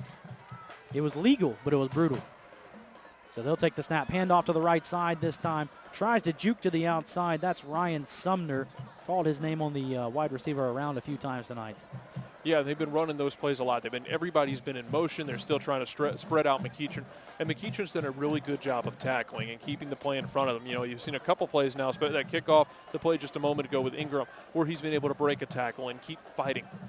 But for the most part, McEachern has shown really good technique with their tackling and wrapping up and keeping the play in front of them and minimizing the damage on these runs. 2nd and 7 now. It looks like Chauncey Ingram's hobbled up a little bit. He's limping as he motioned through right there. Have to see if that affects their offense any right here. Mosh takes the snap, steps back, throws deep downfield as a receiver open. That is a touchdown for South Cobb. What a throw and catch. That's the best throw we've seen all day. That was fantastic. And I started to say right before the snap, I was watching the safeties and the corners, and they were starting to pump back. They knew the pass was coming, and Masha still threw a fantastic route into the end zone. Folks, I know you can't see us up in the booth right now, but my jaw literally dropped on that pass. I did not know Stephen Masha had that kind of arm and that kind of pinpoint accuracy to put that ball exactly where he wanted for the touchdown. We might have to change his name to Wow. I don't know any other words. I am speechless right now, and that's a feat. If you can make me be speechless, that is a feat. So big score there. Could make this game 35-21 with the extra point. Well, it's up and good. 14-point game now, and you said it, Jarrett. They're not out of it. No, they're not. Now it rests on their defense, and that play could be huge because now you've shown Masha. It took him 4 quarters to do it, but you've shown that kind of arm that could potentially cause a lot of problems for McEachern, especially in the passing game. I'll tell you what. Now we're looking down here on the sideline. Got 2 other quarterbacks warming up here, and guess what? They both wear number 12. Yeah, that's one of the problems McEachern's thrown at us when we noticed when we got here tonight. They've got so many guys that they go 1 up to 99 and then repeat a couple on the way through. Now, they've got so many guys out there, we're going to have an adventure trying to keep up with who's in the game. Both 12s warming up. That's Daquan Branch and Chase Jones. I mentioned Chase Jones earlier. He is the punter and also the holder on extra points as well. If I'm not mistaken, he showed one of the better arms we saw in the pregame warm-ups. He did. He has quite an arm, does Chase Jones, the junior quarterback and punter. Not a combination you hear very often. No, but it makes it really fun if you want to fake it. Pooch punt city right there. All right, South Cobb's going to line up now to kick off. Got your normal three-man set back to return. Ryan Sherman, number 3, Taj Griffin, number 7, and number 24, David Phillips. Do you keep going with the pooch punt here, you think? I'm not sure if you might just try for an all-and-out surprise onside kick right here with this arrow set. We'll know in about 3 seconds. Watch for a middle onside. Nope, they're going to kick it long on the ground. Bounces and is returnable. Taking it up the middle is Sherman, is Griffin. He has a gap. He'll get to the 35 and drives his legs all the way up to the 40-yard line. Very physical return there by number 7, Taj Griffin. That was about as much yardage as we've seen from all the pooch punts anyway. That's exactly right. Good return there by number 7, Griffin, and we'll see what McEachern has in store now. We've been seeing Clemens come out number 2 as the starter every time on every drive, but it seems like after about 2 plays, Griffin comes back in. And we'll have to see. I'm curious to see. I'm expecting to see, I should say, McEachern just keep imposing their will. You're up by 2 touchdowns with 9.5 minutes left in the game. Keep running the football. South Cobb has not shown you they can stop it on 4 plays, and you've been running it, going for it on 4th down. Keep it going. Clemens and Sherman look out for that draw. This time it's just a straight handoff to the left. Rolls around the defender. I'm not sure he was actually down when that ball came out. Oh, neither am I. I think he thought he was down. He rolled over a defender there, it looked like. And I don't know, his elbow may have hit there. That might be what they're saying. But he looked like he let that ball go and got up a little bit early. Side judge called him down, but side judge has made a couple of questionable calls tonight that we've seen, so we're not sure. We'll have to wait and see. McEachern's going to keep it on 2nd down, though, 2nd and 3. They'll take the snap. Hands off up the middle again. Taj Griffin has it. He'll have the 1st down and more. I'll tell you what, he was nearly stripped right there. Like number 9, Chris Simon, almost made the strip. Yeah, Simon was trying to. Jordan Harton held him up. Jordan Harton being number 18, he held him up there for Simon. Once Simon missed him, Harton did a good job of just wrestling him to the ground. But good teamwork there, trying to hold him up and get the strip there, because South Cobb's got to get something because they haven't been able to stop this running game in the second half. Clemens keeping that running game going. Ball just popped out of there. I'm not sure how that wasn't a flag, but they'll just run it out of bounds, and that's going to be 2nd down. Yeah, I'm not sure anyone really knows what's going on, including the coaches at the moment. That play looked like it was broken, but on a broken play, if the worst thing that happens is you lose a yard or 2 on a broken play like that, live to fight another day. That was an interesting-looking broken play as well. Actually, he didn't lose anything. He's going to be 2nd and 10. The ball just kind of rolled back to Clemens. He'll take the snap. He'll hand to the left side. Up the middle. Breaks the tackle. Makes a spin move. He's at the 10 and gets taken down on a shoestring tackle at the 5-yard line. Number 14, Mike Sherman on the carry. McGee Shepard with a touchdown-saving tackle there. You never know what those can lead to either. And good job of not giving up on that play, but right now they just don't have an answer for McEachern. They just look tired. They are in trouble right here. Ball on the 5-yard line. 1st and goal, McEachern. 35-21 lead. And could make it 3 scores again right here. Yeah, I think that actually might put start putting nails in the coffin if they can put a 3-score advantage here again. After seeing that arm of Stephen Masha, I'm not putting anything past South Cobb. I did that once tonight, and I was shown differently. I think the issue we got to worry about, though, is time necessarily against talent. Masha's shown he can make the plays. It's just a matter, is he going to have enough time? And is South Cobb going to be able to get that tired defense off the field long enough to get him some energy to slow down McEachern? You're right on there, Mr. Smith. 1st and goal from the 5. Takes the snap, hands off up the middle again. Up the middle and scores easily. Number 7, Taj Griffin. Oh, there's a flag down, though. Flag down. We'll wait to see if it's against McEachern. It is holding. Back him up 10 yards. Well, I mean, that mitigates a touchdown. And that's great news for South Cobb, obviously. Now you back them up, and it gives you another chance to make a defensive stand here, and it makes McEachern do it again. I mean, that's everything you could want if you're South Cobb. Keeping them a little bit further away. Get your heels off the end zone a bit. Take this for a quick break to get some air. So that'll back them up now. Looks like to the 11-yard line. Still considered 1st and goal. No 1st down opportunity here. They'll have to put in the end zone in 4 downs. Might not take them 4 downs to do it, though. And another bad snap there. Another one that rolls right back to Clemens. He needs to get with the center probably and talk about that one. Clemens very lucky on 2 snaps so far that have kind of rolled back to him. Fascinating thing is the shape of a football. You never know what it's going to do. He's been it's been very good that it's rolled back right to him and he's been able to fall on it there. Lucky it's not getting him killed either. Absolutely. He had 2 defensive ends that were bearing down on him when he went to the ground. That's why that draw's been working effectively, because you can see the speed of those defensive ends. Yeah, they're running right up the field, right past the quarterback. So 2nd and long now. Takes the snap, hands off up the middle. No, he fakes the handoff. He gets the sideline, gets a huge block, and dives over the pylon. Touchdown called. McEachern takes a 3-score lead. What a run by Ty Clemens. And he is fired up, as he should be. I know you won't want to hear it. Shades of Noshawn Moreno there. Wow. With a dive over the pylon. Great job of setting up his blocks, got to the outside, dove over to the pylon, and McEachern got a shot at a 3-score lead again. I'll tell you what, if that doesn't make the Play On Sports Top 5 of the week, I don't know what should. He is pumped up down here on the sideline, too. He knows he just gave his team a huge lead. Pure guts play right there, just a dive over the pylon into the end zone. Kick is up and good.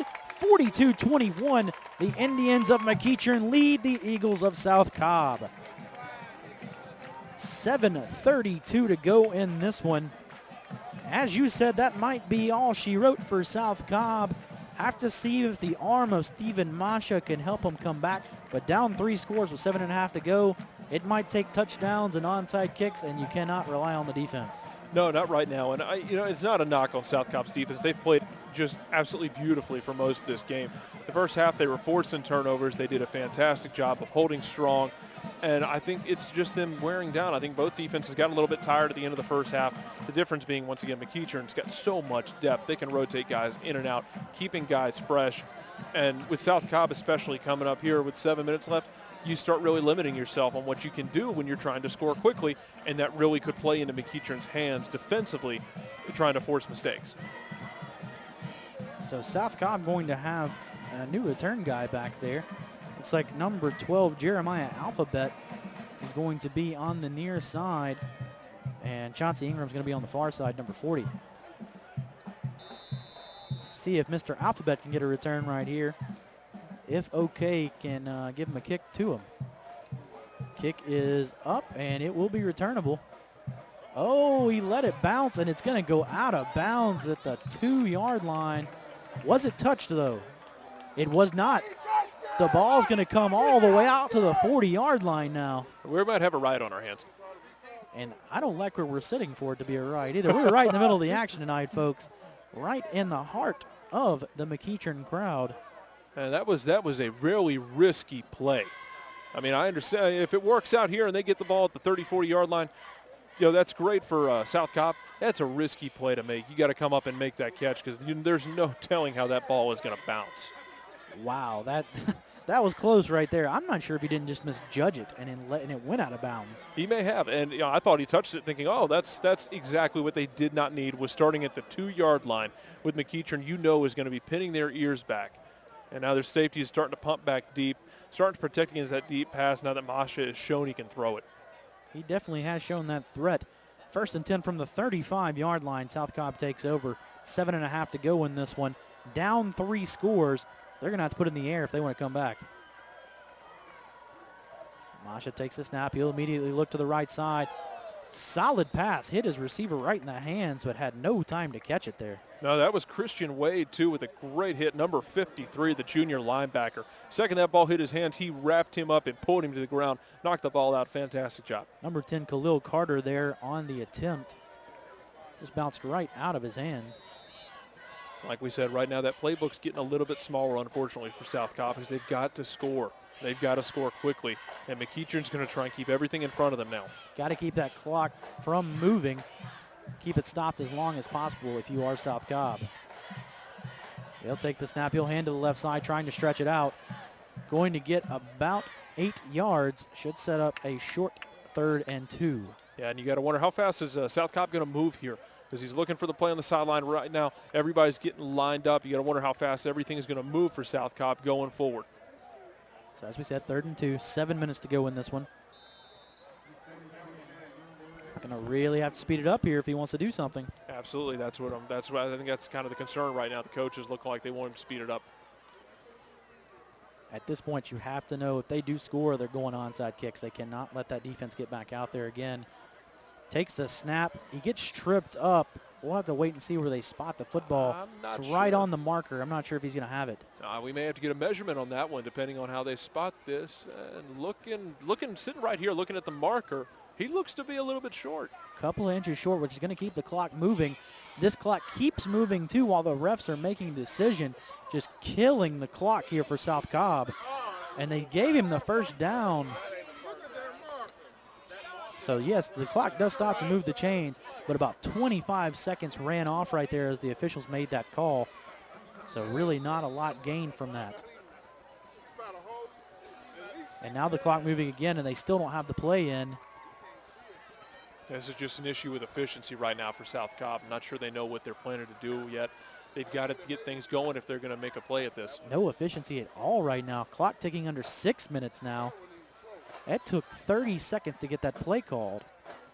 Now you're starting to wonder about how close you get into a delay of game. You have to have a close one there. Low snap. He fields it. Should have been a hold. Makes the catch. Good 2-foot toe tap there to bring the ball in and out of bounds to stop the clock. Two things there. Surprise on no delay of game and surprise on no holding call. Well, Khalil Carter with a fantastic catch there. Great concentration. Another thing that I love to see, especially at this level, wide receiver knows where he is, puts his feet down on the green, catches it, then falls out of bounds. Don't worry about the hit. Catch the ball. But you're right. With as many flags as we've seen tonight, and we didn't see 2 flags there, kind of surprising. Looks like these refs may be ready to get out of here tonight, keeping the flag in the pocket. He still doesn't have the play he wants. Now he's got it. He got out of bounds last time. So he's okay as far as the clock is concerned, but you still want to keep moving. So 1st and 10 now. Ball spotted at the 45-yard line. Comes through the motion man. Has some pressure. Throws it across. Same play. He dropped the football this time, though. And I think we may be getting a late hit there. Saw the flag fly high in the air there. And Tyler Woodley just came out and absolutely demolished the quarterback, Masha. Personal foul called against the Indians. So with 5.5 to go, they'll move it up 15. Great pursuit on the play by the defense to flush him out of the pocket. But I think it may have gotten to him a little bit late. Not a bad throw by Masha there, getting it downfield. Receivers got to catch that going out of bounds. Catch or no catch, they get to move it up 15 and get an automatic first down on the late hit. More importantly, the clock is not going to move. That is exactly right. Ball up to the 30-yard line now. 5.5 on the clock. Still down 3 scores, 41-21.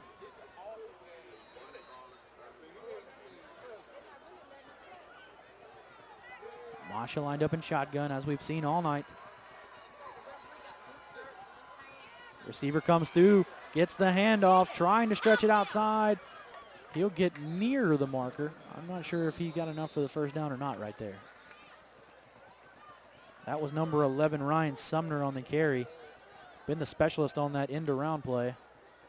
Looks like he's going to get him the first down. I thought he was going to be a little bit short, but they'll move the sticks. Now Masha looking for the play, trying to get things going quickly. Only about 3 or 4 seconds ran off the clock right there. Clock operator a little slow on the draw. Can definitely tell it's a South Cobb clock operator. So in the shotgun set, 5 wide, 3 to the right, 2 to the left. Look at those splits on the offensive line. Rolls right side. He's got some time to throw. Hits his receiver, makes a move, and he'll be knocked out of bounds. It looks like around the 4-yard line. Wait for the final spot. It's either the 4 or the 5, but it's going to be a first down for South Cobb, and they get out of bounds. What composure on this drive by Masha. I mean, absolutely fantastic. He's come out. He's down 3 scores on this drive. He came out here with about 7 minutes to go, and there's about 5 minutes, 15 seconds left right now. He's got him inside the 5-yard line. He didn't panic. He's been making the throws he's had to make, and he has really done a great job in the second half. And your man Tyler Woodley was on the pressure there. They'll take the snap, hand left side again, tries to take it around the end. What a move there. Oh my gosh, Chauncey Ingram. He left his shoes about 4 yards back the other direction. My knees hurt watching that one. What a run by Chauncey Ingram. Just stop and go. And stop, made his man drop and just stepped in the end zone quickly And with over 5 minutes left, it's going to be a 2-score game most likely. 2-score game. Going to have to look out for the onside kick. More than likely coming. I can't see how you bring that defense back out. No, not right now. Not the way that defense has been playing, unfortunately. They just look gassed out there, and McEachern seems to have their number. So bending the extra point. It's 42-27 right now. And here's the snap. Hold and kick. It is up and good. 42-28 now. 5:06 on the clock. McEachern leads, but South Cobb still has a chance. It's a slight chance, but they still have a chance. Absolutely they do. With the way Masha's been playing this game, especially in the second half, they have a very legitimate chance. And no matter the outcome here, major props go to Stephen Marsha for the way he played. He came out the first half. He got popped in the face early in the first quarter, had to come out of the game, was a little bit off his target. He calmed down in the second quarter, threw a great quarter, and third quarter was fantastic as well. Had a couple 3-and-outs, unfortunately, but they've really come out here. Great composure and great leadership by the senior to drive his team down and give his team a chance. So 42-28, just over 5 to go. South Cobb over in the huddle getting the play call. We'll wait to see if they go for the deep kick or if they try for the onside kick. You have to think with 5 to go the onside's coming. I know we've said it a lot, but the defense is gassed. You've mentioned it, Jarrett. They just can't handle another drive like that. No, they can't. And McEachern's thinking the same thing. They're looking onside kick the way they're lining up. They've got one guy back around the 30-yard line. Everyone else is up close. They're looking for this ball just to be chipped about 10 yards, maybe bounce it high in the air. I was going to say, if McEachern was going to keep both guys walked up there at the 40, you might attempt a low line drive kick and just have an out-and-out race to the ball. Seen that be successful a few times in the high school game when the receiving team just wasn't ready. Good onside kick, but it's going to be fielded by McEachern. Great play there to come up with the ball. It's going to be a fight at the bottom of the pile, but I thought it was pretty clear that McEachern came up with it, and it looks like number 4, Glenn Frazier, comes out at the bottom of the pile with it. Great job by Glenn Frazier. There's a reason they call it the hands team. You get down there and you're dealing with a ball that can bounce any conceivable direction, and he grabs it, falls on it, curls up in a ball, and you don't let anybody touch that unless they got a black and white striped shirt on. So good play there by Frazier. It's going to set up the offense for McEachern with 5 to go in this one. South Cobb does have all their timeouts, but they're going to have to make a stop right here if they want to stay in this ball game. Not to mention they will have to connect with an onside kick eventually if they want this one back in. Yeah, they will, and you got to watch. I mean, they've had trouble, with their ability to stay up, with considering how well McEachern has done rotating guys in and out with their conditioning, and we'll have to see how much that plays into the role with tackling and or stripping the football. So Griffin in at quarterback now, motions a man through. He'll take the snap, he'll tuck it and run with it. He'll be down in the backfield for about a 1-yard loss. And no timeout called yet, so they're going to let the clock keep running. And if you're McEachern, you draw a lawn chair out there and you have a seat in it until about 2 seconds are left on that play clock. There's no reason to rush anything. So ball was blown into play about 4:47, so they can run this one down very close to the 4-minute mark. Looks like they're not waiting. They're going. That's some gamesmanship right there. Coach giving him the signal when he can snap the football. He'll take it. He'll hand off to the left side. Cuts immediately back right is Griffin.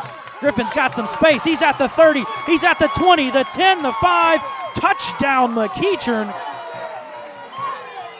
That is how you do it right there. Flag was thrown very late. Have to wonder what the call is going to be right here. I'm wondering if it's a very, very unnecessary hold on McEachern. And it is, judging by the reactions of their offensive linemen. A personal foul even, I think. Personal foul called. I wonder if he celebrated going into the end zone. I'm not sure. I saw somebody for South Cobb grab their face mask near the end of the play. Wow. What a call right there. At this juncture in the game, how do you call that? You can hear the crowd, folks. They do not like it. That was a very good run there by Taj Griffin. He showed a different gear. We haven't seen that all day. No, we haven't. He seems to be one of those backs that the later the game gets, the harder and faster he runs, because ever since halftime, He's been running at about 6th or 7th gear. Yeah, he definitely hit 6th gear right there, and he's been running about 4th the whole game. Clock continues to run, though. It's going to be at 4:15 now, 42-28.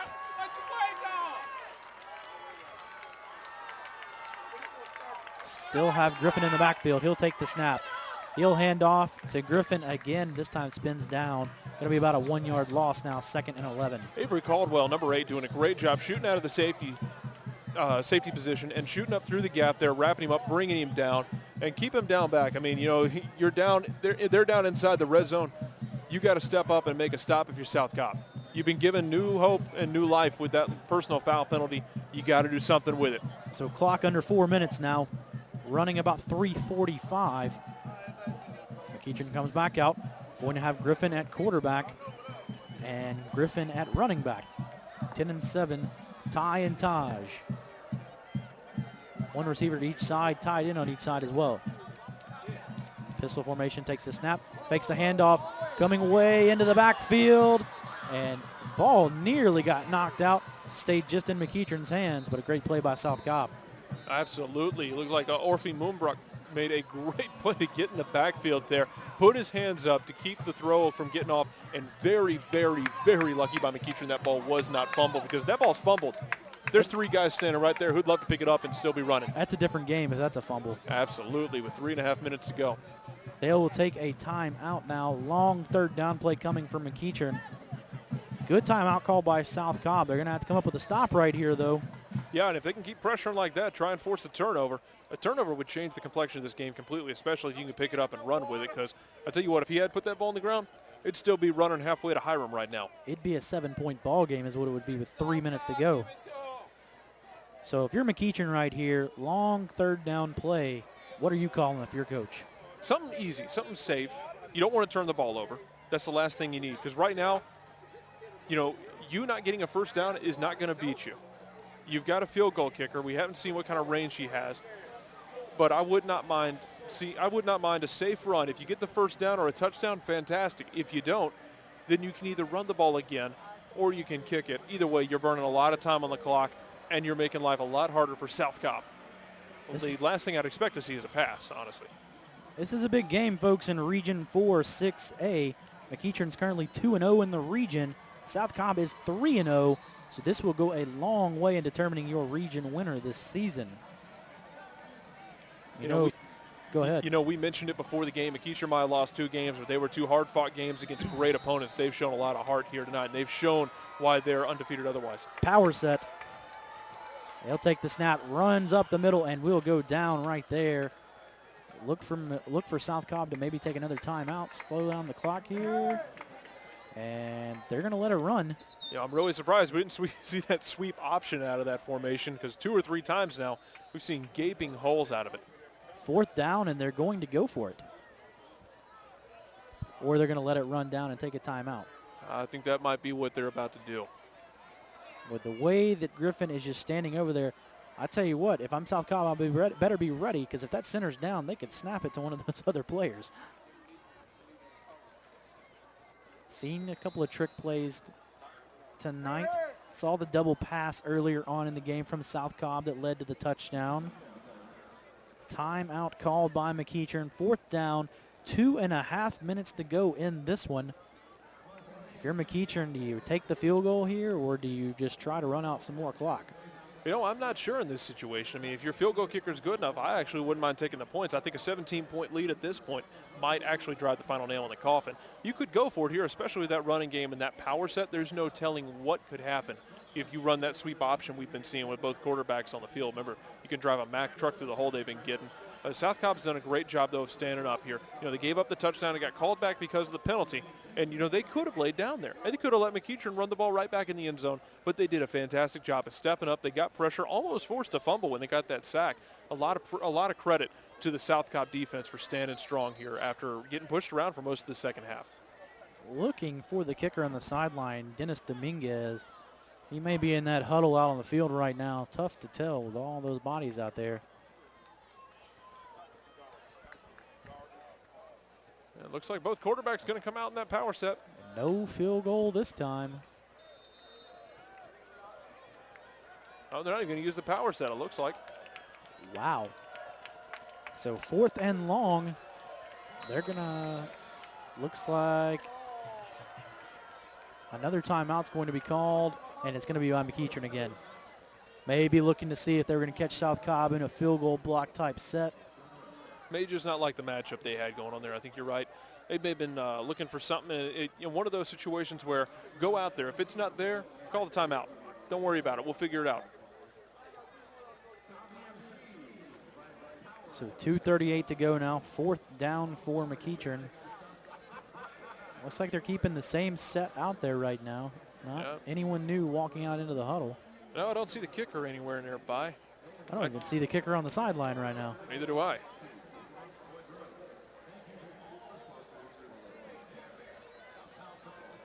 I found him. He is standing on the sideline. It looks like they're going to, no matter what, they're going to come out here with this offensive set. Same look, though, by McEachern. Looks like that pistol formation, though, that that has become so infamous with you tonight here. Ty Griffin and Mike Sherman in the backfield. 2-man stack on the left side, man in motion. That's your other quarterback coming through. Takes the snap, comes up the middle. Ball is lobbed into the corner of the end zone. It's up and just incomplete. Went through his arms, bounced in and out. Took a long time for the official to call that. I think he might have believed that ball was caught, and he waited for a call from the other side of the field. Yeah, great job, though, by South Cobb. Once again, they stood strong when they had to. Now you've got your offensive shot. 2:27 ain't a lot of time. But you know what? The way Masha's been playing in the second half, anything's possible, especially if you get an onside kick, if you can score here. But all the pressure is going to be on South Cobb right now. I tell you what, if you're a fan of Stephen Masha, this might be the time to hit the record button on the highlight reel. You might see something big from him right here.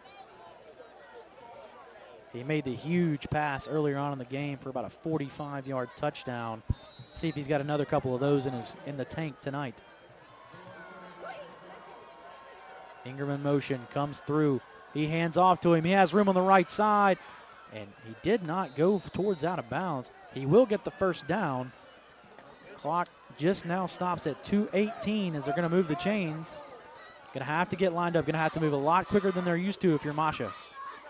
Yeah, they moved the chains for him, but yeah, you're right. Masha's having to take his time. Somebody's hurt down there actually from McEachern. That could be a big break right now for South Cobb. He tried to get up. He's just struggling to right there. That was Christian Wade, number 53, the junior linebacker. Yeah, he's still struggling over there. They blew it dead. I believe they blew it dead. He has to come off the field for a play. Yeah, he would. And that's a big break for South Cobb. They can get the play in, maybe get 2 plays in for the next one in case they don't run out of bounds. I was surprised, though, like you, that Ingram did not get out of bounds on that play. So you have to get it moving. As soon as this ball's blown into play, you have to be ready to snap it. You cannot still be looking at the sideline. All right, they're ready. They have the play in. Clock is ticking. 2:14 now. He's still looking. Man in motion now. Masha will take the snap. Tries to throw to the outside. He has Ingram. Ingram makes a cut to the inside. Should have made a play for the sideline, but he didn't. 5-yard gain, 2nd and 5, and the clock's going to continue to move. And that's one of those things that I'd like to see him do as a running back, though. You know, you're under 2 minutes. You got to get to the sideline there, and right now you got to move faster than this. Masha's trying to get everybody lined up. Got his play from the sideline, making sure everybody knows what's going on, but you'd rather have him on the sideline there, and the clock stopped. 1:40 now on the clock. Masha takes the snap, drops back 2 steps.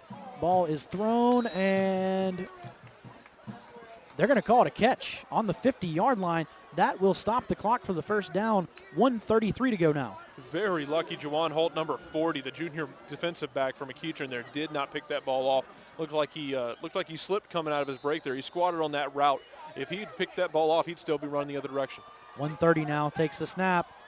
Looking, has time. Throws it downfield, wide open receiver. Needs to get to the boundary, and he does. He's going to be out of bounds. Looked like maybe a late tackle over there, too. No flag thrown. Down at the 33-yard line. Absolutely fantastic play there. Khalil Carter, number 10, the wide receiver there on that reception. And once again, he's staying in the pocket, moving around when he's absolutely got to get out of the pocket. His internal clock's been great all night. He's avoiding pressure, making a good throw downfield, a little bit high, but great job by his receiver to go up and get that ball, and even better to get out of bounds. He got out of bounds, gives his team time to set up now. 4 wide to the left side. Look for a man to come in motion. Not this time. They're going 4 wide left all day long. He's looking downfield, doesn't have anything. He'll be brought down to the backfield. They're going to have to take a timeout. Absolutely. I mean, he took too much time there. And, you can understand him looking downfield, but you either got to get it out of bounds or get a big chunky yards there. And Tyler Woodley, number 29, bringing him down there, collapsing the pocket around him and stepping up with him, wrapping him up and keeping him down in the field of play, making him burn a timeout. And like you said, just over a minute left. So 1:10 to go. Second down coming up now after the bring down. I believe they have one timeout left now. I think that's 2 they've taken. I think you're right. So now you got to be really careful with that last timeout. And once again, if you're McEachern, you're pinning your ears back. You got to come after him. You know he's going to be throwing the ball, especially as time gets shorter and shorter. He's going to need to throw the ball downfield. I'll tell you what, we talked about it earlier. I might be a step ahead right here, but if they put up 7 points, it will come down to an onside kick. And we said we've seen every form of kick tonight. Hey, and I'd love if it came down to that. Absolutely. That was an interesting little onside kick last time. It almost worked, too, where the kicker just kind of ran it along with him as he ran down the field. And it went about 10 yards. It was executed perfectly by McEachern. He jumped on it at the exact 10-yard marker. You'd love to see him get a little sooner than that, but it's the safest way not to get your kicker killed right there is to let him be the one that kicks it and recovers it. Let your gunners go and just beeline people. As a kicker, you'd love to see that one coming into play because you could be the hero. Absolutely, and you don't have to get hit. All right, Masha in shotgun now. 1:10 to go in this one. He'll take the snap. Looking downfield, steps up in the pocket. He's going to run the ball. He's going to try to get to the sideline, and he does. He's out of bounds at the 25-yard line. 1:04 on the clock, and the clock is stopped. Tell you what, South Cobb may have gotten away with a hold there in the backfield. Looked like number 9, Devin Kirkland, was starting to come around the end there and bring some pressure. May have gotten a little too much jersey there, but good job, though, by Masha to get up in the pocket, get out of bounds on that play. So big play right here. 1:04, third and short for Masha. Got to remember to get the clock stopped, but also have to get the first down right here. 4 wide to the left again. He'll take the snap. Throws it across. He'll have the catch. He'll have enough for the first down. That should stop the clock for the chains to move. And this is one where you might get up there and spike the ball, and I think that might be what they well, no. Yep, yeah, I think that's what they're going to do. Get up there, spike the ball. Don't waste any time right here. Give your coach time to get a play ready to go. They'll take the snap. They'll spike it. About 2 seconds run off with the spike. 56 to go in this one. Ball is going to be spotted at the 15-yard line right now. And I know some coaches that think 2 seconds is way too much to be coming off on a spike. Sorry, the ball's at the 20-yard line right now. Now I'm okay with that. So now you give yourself 3 shots because you're absolutely going to go for it on 4th down anyway. Oh, so definitely so. This is a 4-down game as you go right now. Absolutely. So, use the 3 plays here. Get in the end zone if you can, if you're South Cobb. I think you're looking for that fade to the right corner right now. Man coverage on the right side. Instead, he looks left, tosses it up in the end zone. Oh, he had a receiver there. That was number 9, Chris Simon. Almost came down with it as well, hit him in the hand. You had the right call. You just had the wrong corner. I'm close to it. It was a good throw there, just a little bit high. Good coverage down there by the defensive back, David Phillips, getting close to him, making him throw that ball a little bit higher than he wanted to. 51 seconds to go in this one. 3rd down here. You got 2 more plays to go, and they're going to take the last timeout now to talk about it. Not a fan of this call, but, if it results in a good play, you'll take it. Still, that's the tough one right there. You have to be banking on having that last time out in the pocket right here. So if you go down in bounds right here, it's going to be a tough one to go with. We'll have to see what they come out with. You got to think another pass at the end zone. I can't imagine them doing anything other than a sideline pass or something to the end zone, maybe a seam route. You are 3rd and 10. You have the chance to get a first down, so you need to get some positive yardage. I mean, whether or not you don't really need to throw an incomplete pass unless you are just shooting for the end zone, like you said. Yeah, and you can go down the middle of the field, but it better be in the end zone or inside the 5-yard line for a first down because then you can spike it again, and that's nice. But and even then, with this timeout, you got to think they're getting 2, maybe 3 plays here. They're going to run this play. If you're short, if it's a 4th down situation and you have to get up there, you know what play to run. If it's a first down, instead of having to spike the football, you know your play, you're ready to go. You would think the coaching staff has them ready for that. Absolutely, and it's another situation, kind of, in my opinion, of you take what the defense is going to give you. That corner is going to be wide open over here on the left side again if they want it again. This time they'll go right. He throws it across the middle, and it's going to be batted down. And there's going to be a late flag called, and it's going against South Cobb. I'm not sure I really understand that play call, that short little slant route over the middle. You don't have any timeouts. I'm not sure you got in the first down on it. That's just a tough call, and now this hurts right here. Unsportsmanlike conduct call. Saw a slap at the face mask, nearly a punch, but that really might do it for South Cobb. That's going to put them way back now, and it's going to be a long road for a first down or a touchdown. Absolutely. It's going to require one of those magic passes again by Masha. He's going to have to launch this down near the end zone. You're entering the territory where you're looking at a Hail Mary, maybe something a little tricky, perhaps a hook and ladder or something. Coach is coming all the way out to the hash mark to discuss this with him.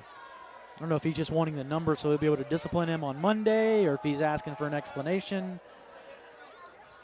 It was clear. I mean, we saw it from up here. Yeah. You just can't have that. You know, he didn't use the closed fist, thank goodness, because, you know, then you're dealing with more serious issues. Then you're ejected. I mean, that's Yes. not even close there. You can tell there's some jawing going on. It's a close ball game. You got to keep your emotions. You do. I mean, that's tough for some of these young kids, though. I mean, these are high school kids, 16, 17 years old. But fourth down here, going to have something big for Masha. He rolls right. He's going to have to heave it up.